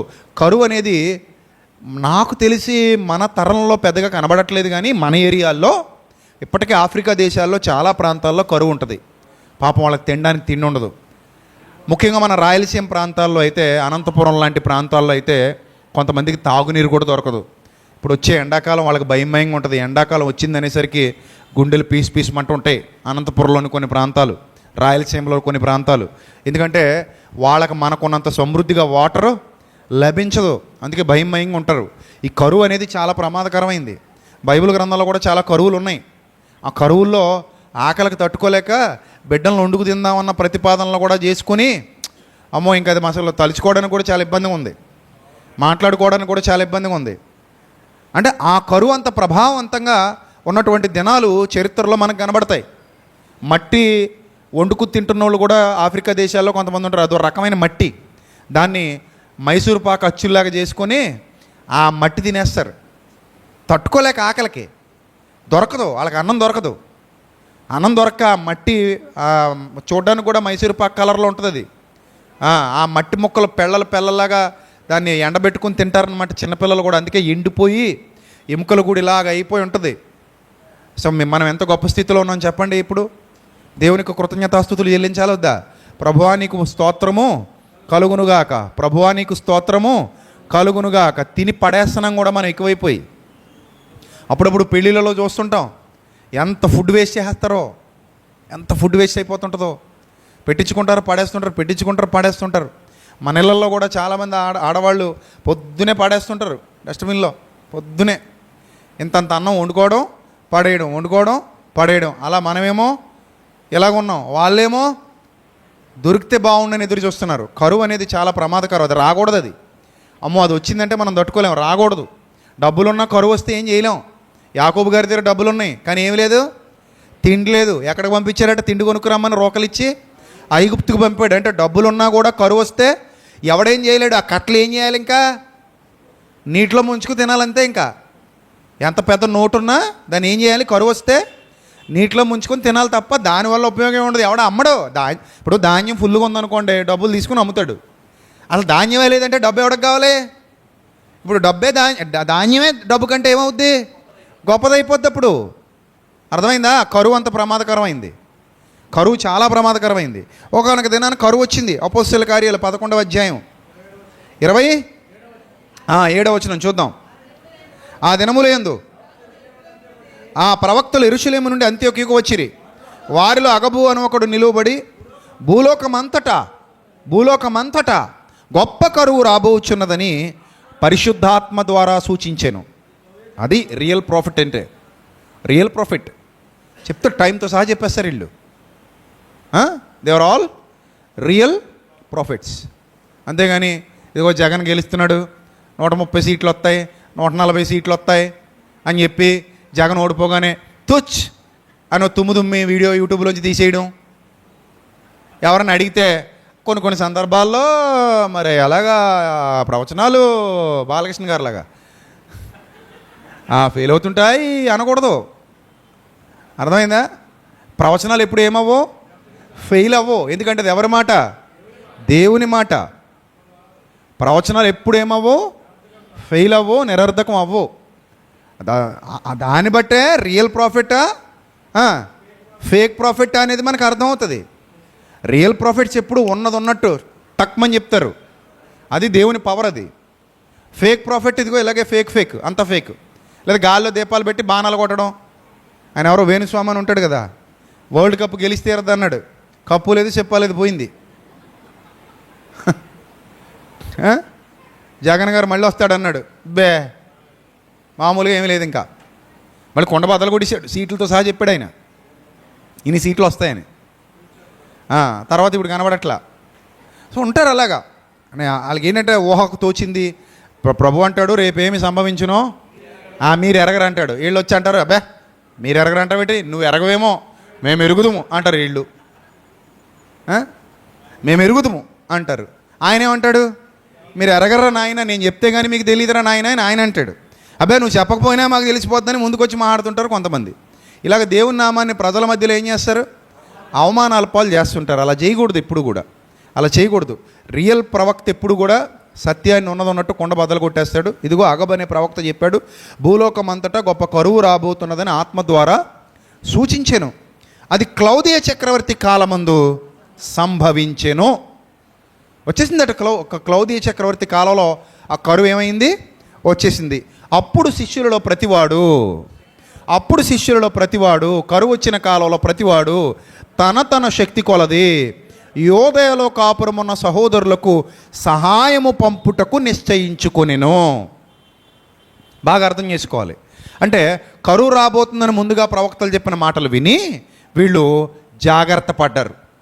ఏమి జాగ్రత్త పడ్డారు? సమృద్ధిగా దొరికిన కాలంలో యోసేపు లాగా నిల్వ చేసే పద్ధతిని ప్రవేశపెట్టారు. అలాగా వీళ్ళు ఎలాగూ అగబు ప్రవక్త ముందుగా చెప్పేశాడు, నాయన ఒక భయంకరమైన కరువు రాబోతుంది, ఆ రోజుల్లో మీకు తినడానికి తిండి దొరకదు, చాలా రిస్క్ అయిపోతారు, చాలా ఇబ్బంది పడిపోతారు. కరోనాలో చూడండి ఎంత ఇబ్బంది పడిపోయాం. కూరగాయలు దొరికేవా, బియ్యం దొరికేవా, ఎక్కడ షాపులు ఓపెన్లో ఉండేవా, పోనీ వెళితే ఎవడని ఇచ్చేవాడా, లేదు. పాల ప్యాకెట్లు రేట్లు పెంచి పడేశారు. 10 రూపాయల ప్యాకెట్ 100 రూపాయలట. నీళ్ళ ఖరీదు పెంచేశారు, బియ్యం రేట్లు పెంచి పడేశారు. కూరగాయలు అయితే ఒక టమాటాతో చిన్న ఏదో వంటల పులుసులో వేడేసుకొని గడిపేసిన కుటుంబాలు కూడా ఉన్నాయి. ఎందుకంటే మళ్ళీ 1/2 కేజీ టమాటాలు వండేసుకుంటే అసలు రేపు టమాటా దొరుకుతుందో దొరకదో వైనం వల్ల కాడలేదు. నిజం. అంటే చుట్టూతా దుర్భర పరిస్థితులు ఉంటే మనం సర్వైవ్ అవ్వలేము, చాలా కష్టమైపోద్ది. ఆ పరిస్థితి ముందుగానే తెలిసిపోయింది భక్తులకి. మనకు కరోనా వస్తుందని ఒక్కడో చెప్పినోడు లేకపోయే ఉన్నాడా? కరోనా వస్తుంది, రెడ్ జోన్ అంటారు, గ్రీన్ జోన్ అంటారు, ఎంతమంది చచ్చిపోతారు, మీరు జాగ్రత్తగా ఉండండి, అప్పుడు మీకు పాలు ప్యాకెట్లు ఇలాగే ఉంటాయి, పెరుగు ప్యాకెట్లు దొరకవు, కూరగాయలు ఇబ్బంది అవుద్ది, బియ్యం ఇబ్బంది అవుద్ది, మాస్కులు ఎట్టుకు తిరగమంటారు, చేతులు కడుక్కోమంటారు, వ్యాక్సిన్లు వేస్తారు, ఆ తర్వాత గుండెపోట్లు వస్తాయి. ఎవరన్నా చెప్పారా? ఎవరు చెప్పలేదే, ఎవరు చెప్పలే. అది వచ్చాక మాత్రం తొక్కండి అన్నారు అంతే. నేడు దేని తొక్కండి? కరోనా తొక్కలా, ఇంకా నయం మమ్మల్ని తొక్కమలేదు. అలా ఉంటారు మన వాళ్ళు. సరేలే, అదంతా పక్కన పెట్టండి. కరువు వస్తే మాత్రం చాలా ప్రమాదకరంగా ఉంటుంది. కరువు రాకముందే భక్తులు హెచ్చరిస్తే ఆ హెచ్చరికను ముందే ఖాతరు చేసి వీళ్ళు ఏం చేశారు? జాగ్రత్త పడిపోయారు. చాలామంది జాగ్రత్త పడి ఏం చేశారంటే కరువు రాగానే ఎవరు కొరతలో ఉన్నారో, ఎవరు ఇబ్బందికర పరిస్థితుల్లో ఉన్నారో, ఎక్కడ సహోదరులు బాధ అనుభవిస్తున్నారో వాళ్ళకి వీళ్ళు సహాయాన్ని పంపించడం మొదలుపెట్టారు. ఆ సహాయాన్ని పంపించే ప్రక్రియలో పౌలు భక్తుడు కూడా ఇన్వాల్వ్ అయ్యి వాళ్ళ సహాయం వాళ్ళకి అందేలాగా చేశాడు. ఆ పరిచర్యలో చాలామంది ప్రముఖ పాత్ర పోషించారు. జాగ్రత్తగా ఆ డబ్బుని లేదా వారు పంపించే సరుకుల్ని ఆ యొక్క పని అంతట్లో కూడా సమర్థవంతంగా నిర్వహించారు. అందులో ముఖ్యంగా మనకు ఎవరు కనబడతారు? అలాగున చేసి బర్నబా, సౌలు అని వారి చేత పెద్దల యొద్దకు దానిని పంపిరి. అంటే యెరూషలేములో పెద్దలు ఉన్నారు, అక్కడ సంఘం ఇబ్బంది పడిపోతుంది, వాళ్ళకి తినడానికి తిండి లేదు, ఇబ్బందికరమైన పరిస్థితుల్లో ఉన్నారు. అందుకని వీళ్ళందరూ కలిసి కొంత సహాయాన్ని సేకరించి ఈ ధనాన్నంతా తీసుకెళ్ళి ఎక్కడ పెట్టారట? పెద్దల దగ్గర పెట్టారట. అక్కడ ఉన్న కరువులో ఇబ్బంది పడుతున్న వాళ్ళకి అందించడానికి. ఆ టైంలోనే ఈ బర్నబా గారు మరి తమ సమీప బంధువు కదా, ఎవరు? మార్కు. చూడండి, కొలసీ పత్రిక 4:10 ఉంటుందన్నమాట. కొలసీ పత్రిక 4:10 ఉంటుందన్నమాట. బర్నబాకి సమీప బంధువు ఎవరట? మార్కు, సమీప జ్ఞాతి అని ఉంటుంది. ఉందా? కొలసీ పత్రిక 4వ అధ్యాయము 10వ వచనం. బర్నబాకు సమీప జ్ఞాతి అయిన మార్కు మీకు వందనములు చెప్పుచున్నారని ఉందా? అంటే ఇక్కడ దీన్ని బట్టి మనం అర్థం చేసుకుంటే మార్కు గారు వాళ్ళిద్దరూ బంధువులు, సంపన్న కుటుంబాలకు చెందినవారు. ఇప్పుడు అపోస్తుల కార్యాలు 12వ అధ్యాయము 25వ వచనం జాగ్రత్తగా చూడండి. చాలా రెఫరెన్సెస్ ఉంటాయి ఈరోజు మెసేజ్లో, నీట్గా అన్నీ కూడా రాసుకోండి. మళ్ళీ ఇంటికి వెళ్ళిన తర్వాత మీరు రెఫర్ చేసుకున్నా కూడా మీకు ఒక అవగాహన రావాలి ఈ సందేశం మీద. అర్థమైందా? అపోస్తుల కార్యాలు 12వ అధ్యాయము 24-25 వచనాలు. దేవుని వాక్యము ప్రబలమై వ్యాపించుచుండెను. బర్నబాయు సౌలును తమ పరిచర్య నెరవేర్చిన తర్వాత ఎక్కడ? యెరూషలేములో. మరి ఆ కరువులో ఉన్నారు, వాళ్ళకి కావాల్సిన మెటీరియల్స్ అంతా తీసుకెళ్లారు, అక్కడ పరిచర్య చేశారు, వాళ్ళకి కావాల్సినవన్నీ ఇచ్చారు, ఆ పెద్దలకు అందించారు, చక్కగా అక్కడ సంఘాన్ని ఆదరించారు, పరిచర్య ముగించుకొని మరలా తిరిగి వెళ్ళిపోతున్నారు.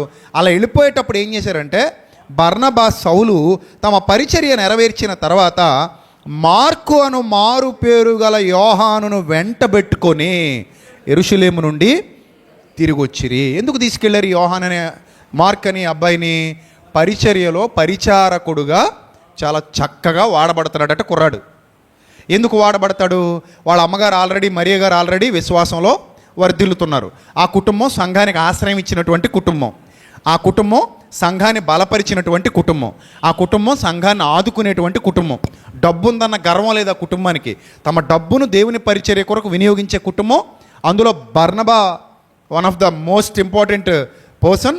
అలాగే వాళ్ళ సమీప జ్ఞాతి కాబట్టి మరియా, ఆమె బిడ్డ మార్కు అను మారు పేరు గల యోహాను, వీళ్ళందరూ కూడా it was a team, very best team.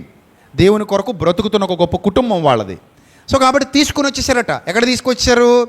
యెరూషలేము నుండి ఈ మార్క్ అనే అబ్బాయిని పౌలు గారు, అంటే అప్పటికి ఇంకా సౌలుగానే పిలువబడుతున్నాడు, తర్వాత మారింది పౌలు అనే పేరు.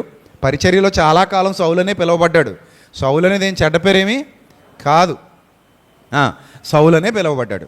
ఆ సౌలు, బర్నబా కలిసి మార్కు గారిని తీసుకొని యెరూషలేము నుండి తీసుకొచ్చేసి వాళ్ళ పరిచర్య కోసం తీసుకెళ్ళిపోతున్నారు.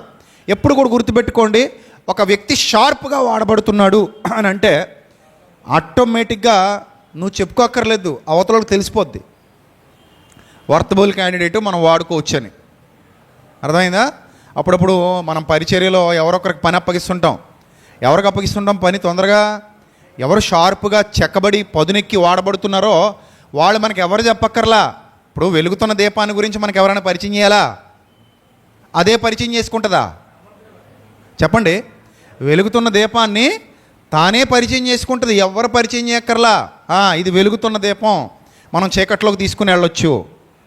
ఇది వెలుగుతున్న దీపం, చీకట్లో దీని అవసరత ఉంది. ఇది వెలుగుతున్న దీపం, దీన్ని మనం పరిచర్యలో వాడుకోవచ్చు, ఈ వ్యక్తిని లేదా ఈమెని పరిచర్యలో ఉపయోగించుకోవచ్చు అని చూసే వాళ్ళకి తెలిసిపోద్ది. ఎవరు చెప్పక్కర్లా నీ గురించి, ఎవరు స్టేట్మెంట్ ఇవ్వక్కర్లా. నువ్వు వెలుగుతూ ఉండు, పని ఆటోమేటిక్గా ఎవరొకరు ఇచ్చేస్తారు నీకు. నువ్వు వెలుగుతూ ఉండు, దేవుడు నిన్ను వాడుకుంటాడు. నువ్వు వెలుగుతూ ఉండు, దీపస్తంభం మీద పెట్టబడు, అందరికి కనబడతావు. సో వెలిగిచ్చే దీపం అందరికీ కావాలి, అందరూ వాడుకుంటారు ఆ దీపాన్ని. అర్థమైందా? సో ఇప్పుడు వెలుగుతున్న దీపం కాబట్టి ఈ దీపాన్ని మనం కూడా ఉపయోగించుకుందామని సౌలు లాంటి వ్యక్తి నచ్చి తీసుకెళ్తున్నాడంటే మామూలు విషయం కాదు కదా. మరి ఒక రకంగా బర్నబాకి సమీప బంధువు. బర్నబా కూడా చిన్నోడేం కాదు, చాలా గొప్పోడు, చాలా ఉన్నతమైన క్యారెక్టర్ కలిగినోడు. అపోస్తలుడే అతనికి హెచ్చరిక పుత్రుడు, ఆదరణ పుత్రుడని పేరు పెట్టేంత గొప్పోడు. తన భూమిని అమ్మి అపోస్తలుల పాదాల దగ్గర పెట్టి దేవుని పరిచర్యకి ఈ డబ్బు వాడండి, లేదా ఈ భూమి వాడండి అని ఇచ్చేసినటువంటి గొప్ప త్యాగమూర్తి, గొప్ప త్యాగశీలి. అలాంటి వాళ్ళు చాలా అరుదుగా ఉంటారు. అలాంటి అరుదైన వ్యక్తిత్వం కలిగిన వాడే బర్నబాస్. అతని బంధువు మార్క్. వీళ్ళిద్దరికీ నచ్చాడు, తీసి తెచ్చుకున్నారు, చక్కగా పరిచర్యలో వాడుకుంటున్నారు. సరే, దాదాపుగా 1 సంవత్సరం గడిచింది. వీళ్ళు అంతియొక్కయ నుండి కొప్రకు బయలుదేరారు. అలా కొప్రకు బయలుదేరి పరిచారకుడిగా మార్కు గారిని కూడా వెంట పెట్టుకుని వెళుతున్నటువంటి తరుణంలో అపోస్తలుల కార్యాలు 13వ అధ్యాయము 13వ వచనం మీరు జాగ్రత్తగా చూడండి. అపోస్తలుల కార్యాలు 13వ అధ్యాయము 13వ వచనం. అప్పటికే చాలా కార్యాలు జరిగాయి. ఇతడు యెరూషలేమును విడిచి చాలా కాలం అయ్యింది, దాదాపు 1 సంవత్సరం పైనే కావస్తుంది. పౌలు గారితో పాటు పరిచర్యలో మార్కు అనే మారు పేరు గల యోహాను వాడబడుతున్నాడు, బర్నబా గారితో కూడా వాడబడుతున్నాడు. సో అలా చక్కగా ఒక మంచి పరిచారకుడుగా దేవుని సేవకుడి దగ్గర పరిచర్య చేస్తున్నాడు. పౌలు గారికి చాలా చక్కటి పరిచారం చేస్తున్నాడు. నిజమే, కొన్ని సందర్భాల్లో సేవకుడు అన్ని పనులు చేయలేడు, వాళ్ళకి సపోర్టర్స్ కావాలి. ఇప్పుడు మనం ఉన్నాం, నేను ఒక్కడనే అన్ని పనులు చక్కబెట్టాలంటే అవ్వదు. సెమినార్ అంతా నేనే చేయాలంటే అవుతుందా? అవ్వదు. మన పిల్లలందరూ కలిసి చేయాలి. ఆదివారం ఆరాధనకి అన్ని పనులు నేనే చూసుకొని, బరకాలు నేనే వేసుకుని, కుర్చీలు నేనే వేసుకుని, లైటింగ్ నేనే పెట్టుకుని, సౌండ్ సిస్టమ్ నేనే చూసుకొని, ఇంకేంటి వచ్చిన వాళ్ళకి వాటర్ కూడా నేనే ఇచ్చి, వచ్చిన వాళ్ళు పలకరించి లోపలికి తీసుకొచ్చి నేనే కూర్చుండబెట్టి, మీటింగ్ పెడితే నేనే పోస్టర్లు అతికించుకుని, నేనే స్టేజ్ చేసుకుని, నేనే లైటింగ్ కట్టుకుని, నేనే వెనకాల డెకరేషన్ చేసుకుని, నేనే మళ్ళీ సూట్ వేసుకుని వాకింగ్ చెప్పేసి, నేనే మళ్ళీ సూట్ ఇప్పేసి మీరు అందరూ వెళ్ళిపోయిన తర్వాత కుర్చీలు సర్దేసుకుని వెనకాల పెట్టేసుకొని, నేనే ఆటో వేసుకుని వచ్చి మళ్ళీ ఎక్కించుకొని సప్లై సామాన్ తీసుకెళ్ళి ఉంటానా చచ్చిపోతానా? ఏంటి చెప్పండి, ఏమైపోతాను? అంతే, ఇంకేం ఉండదు ఇంకా. కాబట్టి ఒక్కడి వల్ల అన్ని పనులు సాధ్యం కాదు. మంచి పరిచారకులు ఉండాలి, మంచి టీం ఉండాలి, మంచిగా కష్టపడే పిల్లలు ఉండాలి. ఎవరు ఎందులో నిపుణులో ఆ పనిని వాళ్ళు తలకెత్తుకోవాలి, వాళ్ళు చేసుకుంటూ పోవాలి. ఇది నాకు దేవుడు అప్పగించిన బాధ్యత, నేను చేయగలను. ఇప్పుడు 13వ తేదీ విశాఖపట్నంలో మీటింగ్ ఉంది మంది. ఎక్కడ? కళాభారతి ఆడిటోరియంలో, మద్దిలపాలెంలో విశాఖపట్నంలో మీటింగ్ ఉంది. సో ఆ మీటింగ్కి సంబంధించి అక్కడ ఉన్న టీం, ఐఫర్గాడ్ టీం ఎవరైతే ఉన్నారో మన వైజాగ్ పిల్లలందరూ, అక్కడ ఉన్న అనేక దినాలుగా మనతో పాటు కలిసి ప్రయాణం చేస్తున్నటువంటి పిల్లలందరూ కూడా వాళ్ళంతటి వాళ్ళే పాంప్లెట్లు వేపిద్దాం, పంచుదాం, పోస్టర్లు వేపిద్దాం, అతికిద్దాం, ఇక్కడ ఇలా చేద్దాం, అక్కడ అలా చేద్దాం, ఈ విధంగా డిజైన్ చేద్దాం, ఈ విధంగా కష్టపడదాం, అన్నీ వాళ్ళే పడతారు. నేను ఆ రోజు చక్కగా బయలుదేరి వెళ్ళడం, నేను వెళ్ళేసరికి అన్నీ సిద్ధంగా ఉంటాయి, చక్కగా వాకింగ్ చెప్పి పరిచర్య చేసి రావడం. So we have a team, మనకు టీం ఉంది. వాళ్ళు పరిచారకులుగా మంచిగా కష్టపడడం మాత్రమే కాదు, మనల్ని ఆదరించడం మాత్రమే కాదు, చక్కగా వచ్చిన వాళ్ళని ఆదరించడం మాత్రమే కాదు, ఆ దీవెనలు ఆ కుటుంబాల మీద ఉంటాయి. సో అలాగొక టీం కావాలి. ఏ సేవకుడికైనా ఒక టీం కావాలి, ఏ సేవకుడికైనా ఒక సైనిక సమూహం కావాలి, సైన్య సమూహం కావాలి. అలాంటి సైన్య సమూహంగా మార్కును ఎంచుకున్నారు, తీసుకెళ్లారు. చాలా బాగా వాడబడ్డాడు, పరిచర్యలో పరిచారకుడిగా చాలా బాగా పనిచేశాడు. అయితే ఒక వన్ ఫైన్ డే ఏం జరిగిందో జరిగింది. ఏం జరిగింది అనేది నాకు కూడా తెలియదు, నన్ను అడగండి తర్వాత కూడా. అలాగని మీరేమైనా ట్రై చేస్తారేమో, మీకు కూడా తెలీదు, ఎందుకంటే దేవుడు అక్కడ వ్రాయించలేదు. కానీ ఒకరోజు ఏదో జరిగింది. ఆ జరగడం వల్ల అపోస్తలుల కార్యాలు 13వ అధ్యాయము 13వ వచనం జాగ్రత్తగా చూడండి. తరువాత పౌలును అతనితో కూడా ఉన్నవారును ఓడ ఎక్కి పాపు నుండి బయలుదేరి పంపులియాలోనున్న పెర్గేకు వచ్చిరి. ఇప్పుడు ఈ ప్రయాణాలు గట్టి జరుగుతున్నాయి. ఎక్కడ మొదలెట్టారు? ఎక్కడికో పోతున్నారు. నిజమే, ఒక్కోసారి మాకు నిద్రలు ఉండవు. ఈ రోజుల్లో ఇంత టెక్నాలజీ ఉన్నప్పుడే నిద్రలు ఉండట్లేదు. రాత్రి హైదరాబాద్ మీటింగ్లో ఉన్నాను, సరిగ్గా రూమ్కి వచ్చేసరికి 1:30. అర్థమైందా? అప్పుడు తిన్నాం భోజనం 1 ఆ టైంలో. ఏదో కొద్దిగా తినేసి అరిగితుందా సత్తదా ఇంకా ఆ టైంలో. అసలే ఆకలి, మధ్యాహ్నం నుంచి ఇబ్బంది. సరే అయిపోయింది. పడుకున్నాం, 4 గంటలకు లేచాం. ఎంత దీప్ నిద్ర! 1 గంటన్నర పడుకోవడం, 4 గంటలు లేవడం, ఇంకంతే. 4:30కి కంగారు కారు ఎక్కి మళ్ళీ ఎయిర్పోర్ట్కి రావడం. ఎయిర్పోర్ట్కి వచ్చేసరికి క్లోజ్ అంటున్నాడు. ఓర్ నాయన, ఇప్పుడు నువ్వు క్లోజ్ అంటే ఎట్టెళ్ళాలి? ఇప్పుడు టికెట్ కూడా పోయాయి. ఈలోగా అక్కడ తమ్ముడు ఉన్నాడు, విఐపీ అసిస్టెంట్స్లో ఉంటాడు. త్వరగా వచ్చాడు, నన్ను చూశాడు, పరిగెత్తుకుంటూ వచ్చాడు. అన్న అంటే ఏందన్న టికెట్ ఎలా అంటున్నారు? ఏదో టెక్నికల్ ప్రాబ్లం అంటే బోర్డింగ్ పాస్ కూడా రాలేదు అని అనేసరికి పరుగున లోపలికి వెళ్ళిపోయాడు. మొత్తం మీద ఎవరిని పట్టుకున్నాడు. మా అన్న వెళ్ళాలి, అక్కడ వాకింగ్ చెప్పాలి, తొందరగా ఇవ్వండి అన్నాడు. బోర్డింగ్ పాస్ పట్టుకుని వచ్చాడు. అమ్మయ్య అనుకుని ఆ అబ్బాయికి థ్యాంక్స్ చెప్పి చిన్న ప్రార్థన చేసి బయలుదేరి ఇక్కడికి వచ్చేసరికి, కొంచెం దగ్గరికి వచ్చేసరికి రాజమండ్రిలో మంచు విపరీతముగా ఉన్నది. ఫ్లైట్ దిగుటకు అవకాశము లేదు, అర్ధగంట వెయిట్ చేయండి అన్నాడు. ఇది ఎక్కడ కూడా నాయన, టైం అయిపోతుంది, ఇక్కడికి వెళ్ళిపోవాలి అని అనుకుంటే మళ్ళీ ఒక అర్ధగంట వెయిట్ చేయించాడు. ఆ అర్ధగంట వెయిట్ చేసిన తర్వాత మెల్లి గదిలింది ఫ్లైట్. ఈరోజు ఆ ఫ్లైట్ నిండా సినిమా వాళ్ళే ఉన్నారు. వాళ్ళెందుకో షూటింగ్కి వస్తున్నట్టున్నారు. మొత్తం మీద వాళ్ళ కోసం ఆపేసాడా లేకపోతే ఎవరి కోసం ఆపేసాడో తెలియదు.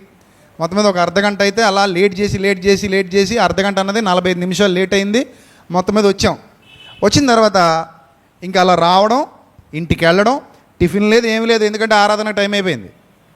10 అయిపోయింది వచ్చేసరికి. ఇంకా అంతే ఉరుకు పరుగున ముఖం కడుక్కొని 2 చెంబులు నీళ్లు పోసుకుని స్నానం చేసి ఇంకా అంతే పరుగున మళ్ళీ ఆరాధనకి వెళ్ళా. అక్కడ వాకింగ్ చెప్పా. మధ్యాహ్నం మళ్ళీ ఆరాధన అయిపోయాక, అందరినీ పరామర్శించాక, అందరితో మాట్లాడాక 2:30కి తిన్నాను భోజనం. 2:30 వరకు ఉపవాసమే. అంటే కొన్ని సందర్భాలు అలాగ ఉంటాయి. అంటే మన చేతుల్లో ఉండదు, ఇంకా టైం అది మన చేతుల్లో ఉండదు. ఇక మనం ఆ టైంకి ఇంక వెళ్ళాలి, ఒప్పుకున్నామంటే వాయించాలన్నట్టు. ఆ టైంకి ఇంక వెళ్ళాలి, తప్పదు. మనం చేయాలనుకున్నప్పుడు చేయాలంతే. ఇప్పుడు నేను భోజనం చేసి వస్తా, ఇంకోటి చేసి వస్తా, అది చేసి వస్తా అంటే కుదరదు. కొన్ని సందర్భాల్లో పరుగులు ఎత్తాల్సి ఉంటుంది. టైంకి అన్నీ దొరకవు, టైంకి మనం అనుకున్నట్టు ఉండవు, టైంకి మనం అనుకున్నట్టు అన్నీ జరగవు. సో ఇప్పుడే ఇంత టెక్నాలజీ ఉన్నప్పుడు ఇన్ని ఇబ్బందులు పడుతున్నామంటే మరి ఆ రోజుల్లో మీరు ఆలోచించండి, ఎన్ని ఇబ్బందులు పడి ఉంటారు, ఎన్ని ప్రయాణాలు, ఎంత తిరగాలి, ఎంత ఇబ్బంది పడాలి. అసలు ఆ రోజుల్లో ఫోన్స్ లేవు, కార్లు లేవు, ఏమీ లేవు, నడిచి తిరగాల్సిన రోజులు. ఒక పక్కేమో విపత్కరమైన పరిస్థితులు, ఇబ్బందికరమైన పరిస్థితులు. ఎవడు చంపుతాడో తెలీదు, ఎవడు కొడతాడో తెలీదు, ఎవడు తిడతాడో తెలీదు. అలాంటి దుర్దినాలలో సేవ చేసినటువంటి గొప్ప వీరులు వాళ్ళందరూ కూడా. ఆ విధంగా సత్యాన్ని వ్యాపింపజేసిన వీరులు వాళ్ళందరూ కూడా. సరే, అలా జరుగుతున్నప్పుడు మరి ఈయనకి ఇంటి మీద మనసు మళ్ళిందా మనకు తెలీదు, ఏమైనా ఇబ్బందులు వచ్చాయా మనకు తెలీదు, తిరగడంలో అలిసిపోయాడా మనకు తెలీదు, లేకపోతే సంపన్న కుటుంబంలో పుట్టాం, ఈ దిక్కుమల బతికేంద్ర నాయన, ఎక్కడ పడితే అక్కడ పడుకోబెడుతున్నారు, ఎక్కడ పడితే అక్కడ ఉండాల్సి వస్తుంది, టైంకి తిండి ఉండట్లేదు, మంచి బట్టలు ఉండట్లేదు, ఇన్ని ఇబ్బందులు పడుతూ మనం సేవ చేయాలంటే చేయలేము. ఇది మన వల్ల అవ్వదని వెనక్కి తగ్గాడా, నాగటి మీద చెయ్యేసి వెన్ను తిరిగి చూశాడా మనకు తెలీదు. ఏమైందనేది పౌలు గారికి తెలియాలి, బర్నబా గారికి తెలియాలి, మార్కు గారికి తెలియాలి, దేవుడికి తెలియాలి. ఆ నలుగురికి తప్ప ఇంకెవ్వడికి తెలియదు. నాకు తెలిసిన మీరు కొత్త ప్రసంగం మొదలెట్టకండి. ఎందుకంటే మనకు తెలియని బైబిల్లో కొన్ని సంగతులు దేవుడు ఎలా ఉంచాడు, అలా రహస్యంగా మర్మంగా ఉంచేశాడు. అలాంటి కొన్ని సంగతులు ఉంటాయి. అలాంటి సంగతుల్లో ఇది కూడా ఒకటి. ఆయన నేల మీద ఏమో వ్రాయిచ్చుండెను. ఏమి వ్రాయిచ్చుండెనంటే మనకు తెలీదు. మనకే కాదు, యోహాను గారికి కూడా తెలియదు. అందుకే ఏం చెప్పాడు, ఏమో వ్రాయిచ్చుండెనని చెప్పాడు. మనం కూడా ఏమని చెప్పాలి, ఏమో వ్రాయిచ్చుండెనని చెప్పాలి తప్ప పలానది రాశాడని చెప్పడానికి మనకు అక్కడ అవకాశం లేదు. సరే, మొత్తం మీద ఏదో అయితే రాశాడు. వాళ్ళు భయపడ్డారు, ఆయన రాస్తుంటే వాళ్ళు భయపడ్డారు. ఏదో రాశాడు, అది ఏదో ఆయనకి తెలుసు, అక్కడ ఉన్న వాళ్ళకి తెలుసు. పరదేశికి వెళ్ళాక అడుగుదాం, యోహాను గారిని అడుగుదాం. ఏమండి యోహాను గారు, ఏమండే మాట, ఏమండే యోహాను గారు, విషయం ఏంటంటే ఏం రాశారండి ఆయన అని అడగండి. అప్పుడు ఏమో అన్నారు కదా, ఇప్పుడు ఏమైనా అడిగారా, అదేందో మీకు ఏమైనా తెలుసా అని అడగండి. అలా మీ డౌట్లు క్లారిఫై చేసుకోండి. అక్కడ నా దగ్గర రాకండి, ఎందుకంటే నాకు తెలియదు. రైటా? రైట్. ఇప్పుడు ఈయనట అచ్చట చూడండి, అచ్చట యోహాను వారిని విడిచిపెట్టి మళ్ళీ పుట్టినూరుకు పోయాడు, యెరూషలేముకు పోయాడు, ఆ మరియ ఇంటికి పోయాడు. అక్కడికి తిరిగి వెళ్ళిపోయాడు. అక్కడ పేతురు గారు వాళ్ళందరూ ఉన్నారు. ఈయనకి ఏమైందో తెలియదు. అసలు ఎందుకు వెళ్ళిపోయాడో కూడా తెలియదు. మొత్తం మీద ఏం చేశాడు? యెరూషలేముకు తిరిగి వెళ్ళిపోయాడు. అలా వెళ్ళిపోవడాన్ని బర్నబా గారు, పౌలు గారు వేర్వేరు కోణాల్లో చూశారు. ఒక ఆయన ఒక కోణంలో చూశాడు, ఒక ఆయన మరొక కోణంలో చూశాడు. ఈ వేర్వేరు కోణాల్లో చూడటం వల్ల భేదాభిప్రాయాలు వచ్చేసాయి. ఒక్కని కోసం ఇద్దరు గొప్ప సేవకులు విడిపోయారు. ఒకని కోసం ఇద్దరు గొప్ప దైవజనులు తర్వాతి కాలంలో వేరైపోయారు. డిఫరెన్సెస్ వచ్చేసాయి. ఎందుకు డిఫరెన్సెస్ వచ్చేసాయి? ఏం జరిగిందంటే 2 సంవత్సరాలు గడిచిపోయిందట. తర్వాత వీళ్ళు అలా పరిచర్యలో వాడబడుతున్నారు, తిరుగుతున్నారు, సంఘాలు కడుతున్నారు. మొత్తమే చాలా గొప్ప పరిచర్య అయితే జరిగింది. ఇక ఒకనొక టైంలో పౌలు గారు, బర్నబా గారు అనుకున్నారు, చాలా సంఘాలు కట్టేశాం, చాలామందికి సత్య సువార్త ప్రకటించేశాం, చాలామందిని విశ్వాసంలో నిలబెట్టేశాం, అసలు మనం కట్టిన సంఘాలు ఎలాగున్నాయో ఒకసారి చూద్దాం. వాళ్ళు ఏంటంటే ఒక ఏరియాకి వెళ్ళడం, అక్కడ గట్టిగా సువార్త పరిచర్య చేయటం, వాళ్ళందరినీ ఒక చోట చేర్చడం, అందులో కొంచెం సమర్థవంతుడిని నిలబెట్టేసి సంఘం అతనికి అప్పగించేయడం, వీళ్ళు వచ్చేయటం. వీళ్ళు ఇంకొక ఏరియాకి వెళ్ళడం, ఆ ఏరియాలో గట్టిగా సువార్త పరిచర్య చేసి సత్యవాక్యం చెప్పడం, అక్కడ కొంతమందిని కట్టడం, నిలబెట్టడం, వాళ్ళందరికీ ఒక నాయకుడిని అప్పగించి వచ్చేయటం. అలాగా ఆసియా, యూరప్ ఖండాలలో ఎన్నో సంఘాలు స్థాపించినటువంటి చరిత్ర పౌలు గారి టీంది. నాట్ ఓన్లీ సింగిల్గా పౌలు గారు అనకూడదు, పౌలు గారి టీం అంతా కష్టపడ్డారు, చాలామంది ఆత్మల్ని సంపాదించారు. టీం అంతా కష్టపడ్డారు, చాలామంది ఆత్మల్ని రక్షించారు. అలా రక్షించడంలో టీం ప్రముఖ పాత్ర పోషించింది. అందులో ఆస్తులు అమ్మి డబ్బులు ఇచ్చిన వాళ్ళు ఉన్నారు, పరిచర్య కోసం సహకరించిన పరిచారకులు ఉన్నారు, కష్టపడి చెమటోడ్చి శరీరాన్ని రెక్కల ముక్కలు చేసుకుని పనిచేసిన వాళ్ళు ఉన్నారు, నిద్రలేని రాత్రులు గడిపిన వాళ్ళు ఉన్నారు, వంట పరిచర్యలో వాడబడ్డారు, ఇంకా రకరకాల పరిచర్యలు ఉన్నాయి. అన్ని రకాల పరిచర్యల్లో సంఘం అంతా కష్టపడింది, సంఘం అంతా శ్రమపడింది, ఎవరికి తగినట్టుగా వాళ్ళు ప్రయాసపడ్డారు. మొత్తం మీద ఏ వర్క్ చేశారు? టీం వర్క్ చేశారు. ఆ టీం వర్కే ఆ రోజు అంత గొప్ప ప్రతిఫలాన్ని తీసుకొచ్చింది. నెక్స్ట్ ఏం జరిగింది అనేది మనం వచ్చే వారం మాట్లాడుకుందాం. This is the part 1. Part 2 వచ్చే వారం మాట్లాడుకుందాం. ఎందుకంటే సమయం ఇప్పటికే చాలా శృతి మించిపోయింది. ఇంకెంతకంటే శృతి చేస్తే బాగోదు. ఎందుకంటే చాలామంది పోలవరం పరిసర ప్రాంతాల నుండి వచ్చిన వాళ్ళు కూడా ఉన్నారట, ఇంకా చాలామంది దూర ప్రాంతాల నుండి వచ్చిన వాళ్ళు ఉన్నారు. వాళ్ళందరూ బస్సులకు తిరిగి వెళ్ళాలి కాబట్టి ఇక్కడితో నేను దీన్ని ముగిస్తున్నాను. అయితే ఒక విషయాన్ని మీరు గుర్తుపెట్టుకోండి, వాళ్ళు చేసినటువంటి ఆ టీం వర్క్ ఎంతోమందిని ప్రభావితం చేసింది, ఎంతోమందిని చైతన్యపరిచింది. మార్కు గారు ఎందుకు వెళ్ళిపోయారు మనకు తెలియదు, కానీ ఆయన వెళ్ళిపోవడం ద్వారా కూడా కొంత మంచి జరిగింది. తర్వాత ఏం జరిగిందో కూడా మీకు వచ్చే వారం మీకు చెప్తాను. అర్థమైందా? ఆయన వెళ్ళిపోవడం, ఆ తర్వాత వీళ్ళిద్దరి మధ్య విభేదాలు రావడం, పౌలు గారు, బర్నబా గారు వేరైపోవడం, అంటే విడిపోయారు, ఇద్దరు సేవకులే విడిపోయారు. అలాగని ఇద్దరు చెడ్డోళ్ళు ఏం కాదు. ఒక ఆయన ఏమో దుర్బోధకుడు, ఒక ఆయన ఏమో సద్బోధకుడు కాదు, ఇద్దరు సద్బోధకులే. అర్థమైందా? ఒక ఆయన ఏమో దుర్బోధ చేస్తున్నాడు, ఒక ఆయన ఏమో మంచి బోధ చేస్తున్నాడు. కాబట్టి ఇద్దరికి సిద్ధాంతపరమైన విభేదాలు వచ్చి విడిపోయారు, సిద్ధాంతపరమైన సమస్యలు వచ్చి విడిపోయారు అని లేదు అక్కడ. సిద్ధాంతపరమైన విభేదాలు వచ్చి విడిపోయిన వాళ్ళు కాదు వాళ్ళు. ఏదో ఆయన ఏమో ఒక సబ్జెక్ట్ ఉందంటే ఈయన ఒక సబ్జెక్ట్ లేదంటే ఇద్దరి మధ్య రాజీ కుదరక, ఇప్పుడు 2 సత్యాలు ఉండవుగా. సత్యాలు ఇప్పుడు ఎన్ని ఉంటాయి? ఒకటే ఉంటుంది, 2 సత్యాలు ఉండవు. అయితే ఒకరిది అబద్ధం అవ్వాలి, ఒకరిది నిజం అవ్వాలి. మొత్తం మీద ఒక్కరిదే నిజం అవుతుంది తప్ప 2 నిజాలు ఉండవు, 2 నిజాలు ఉండవు. అలాగే ఇక్కడ బర్నబా గారు, పౌలు గారు మనకు కనబడుతున్నారు. బర్నబా గారు, పౌలు గారు విడిపోవడానికి గల కారణం వాళ్ళ మధ్య వచ్చిన సిద్ధాంతపరమైన విభేదాలు కావు, సబ్జెక్టు పరమైన గొడవ కాదు, వాక్యానుసారమైన విభేదం కాదు. అది ఒక వ్యక్తి ద్వారా వచ్చినటువంటి విభేదం.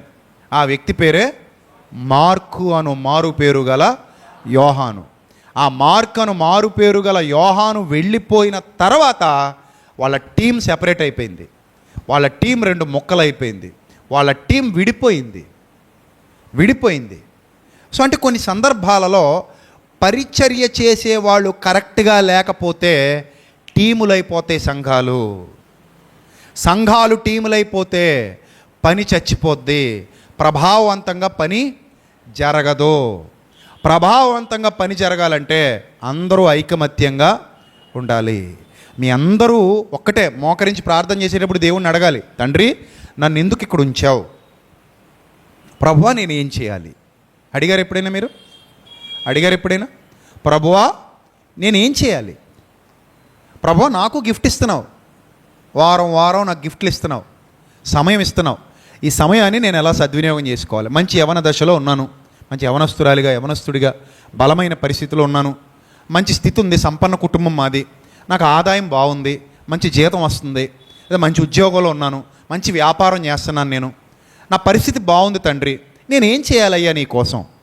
నేను ఏమి ఇవ్వగలనయ్యా? నా ధనమా, నా ప్రాణమా, నా శక్తా, నా జ్ఞానమా, నా శరీరమా?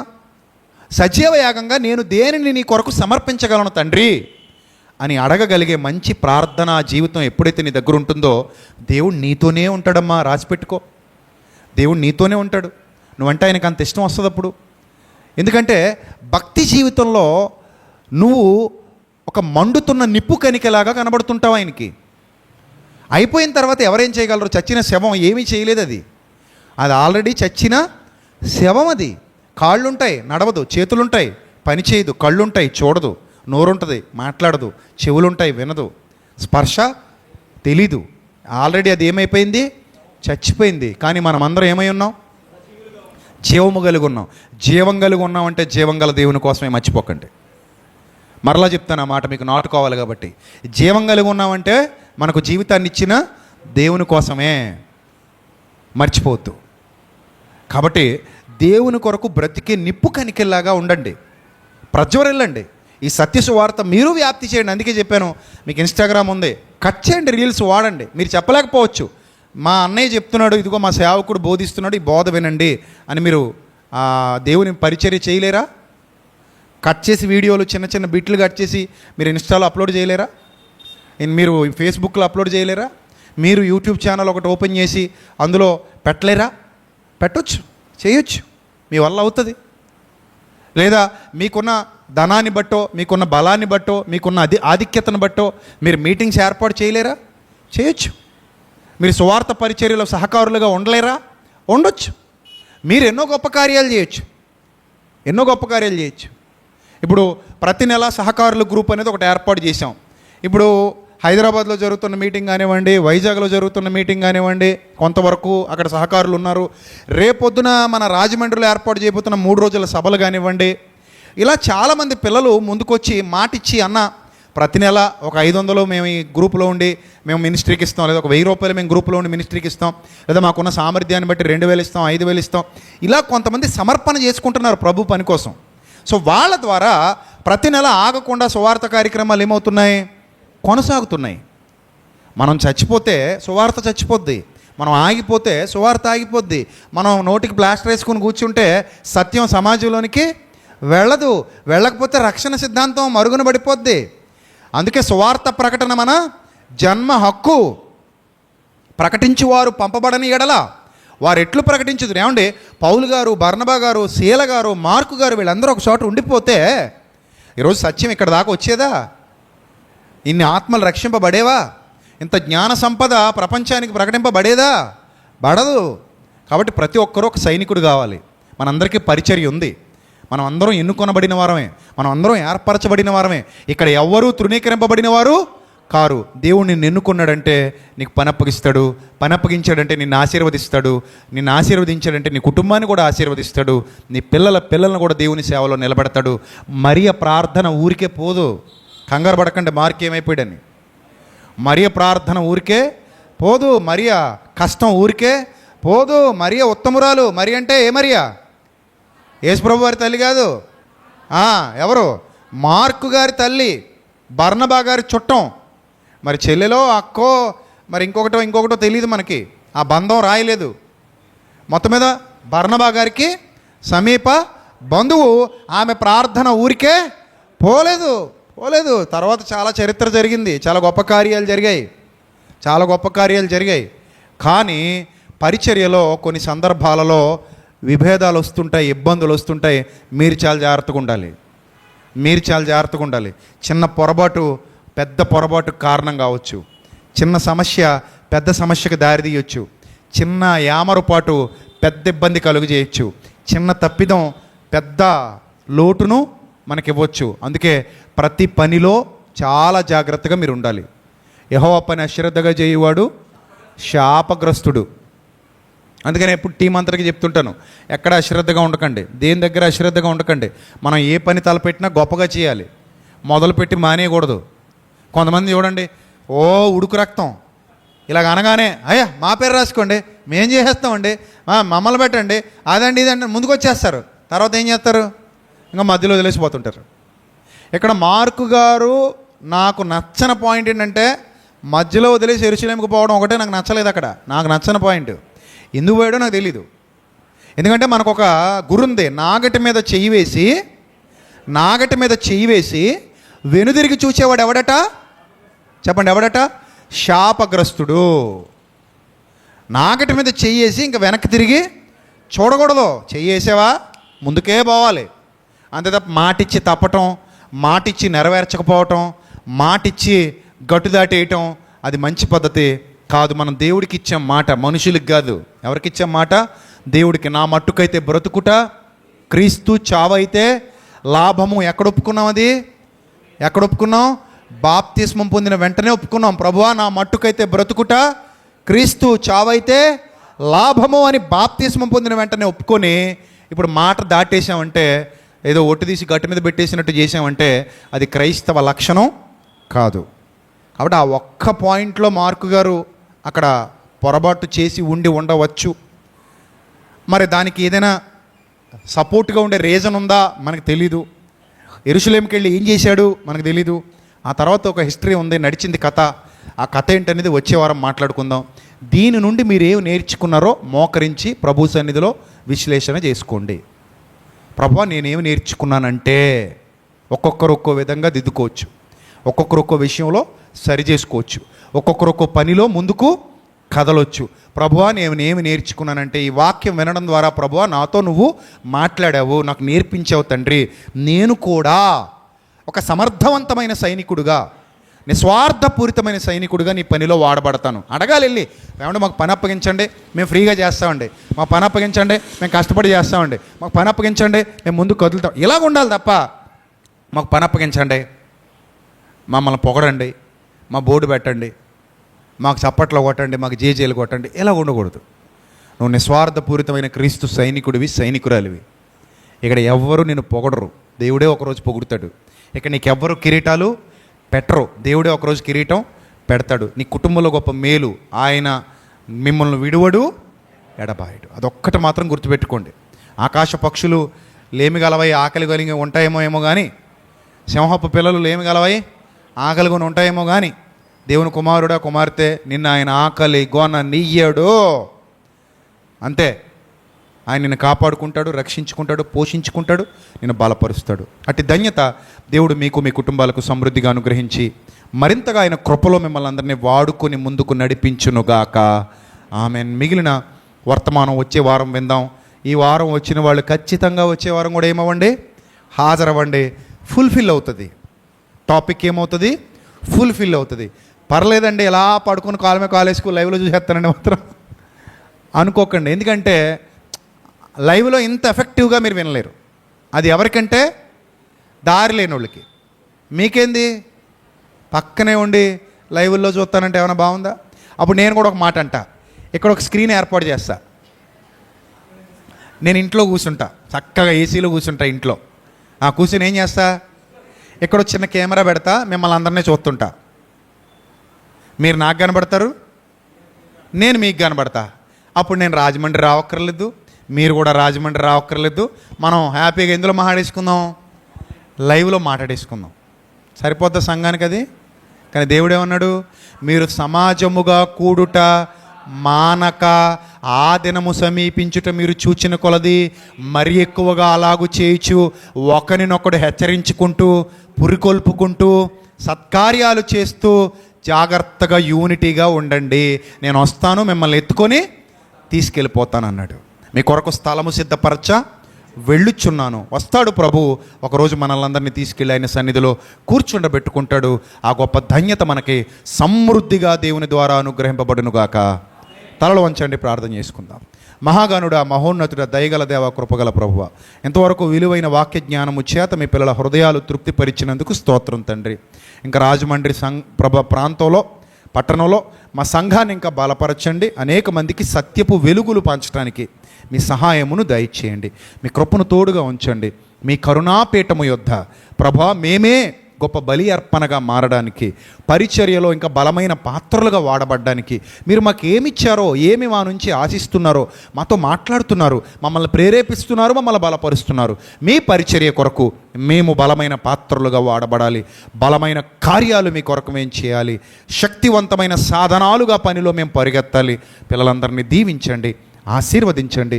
మీ కృపకు పాత్రులుగా ఎంచండి. మీ కృపలో వర్ధిలింపచేయండి. ఘనత, మహిమ, ప్రభావములు మీకు మాత్రమే ఆరోపిస్తూ సంఘమును, సంఘ బిడ్డలను లైవ్లో వీక్షించిన దూర ప్రాంతాల్లో ఉన్న ప్రియులైన అక్క చెల్లెమ్మలను, అన్నదమ్ములను అందరినీ కూడా మీ దయగల హస్తాలకు అప్పగిస్తూ మా అందరి ద్వారా గొప్ప కార్యాలు జరిగించుకోమని వేడుకుంటూ యేసుక్రీస్తు నామంలో ఈ ప్రార్థన మనవులు సమర్పించి మీ వద్ద నుండి జవాబు పొందుకుంటున్నాం మా కన్న తండ్రి. ఆమేన్. అందరికీ వందనాలు. May Lord bless you all. Love you all. Thank you. God bless you. Thank you.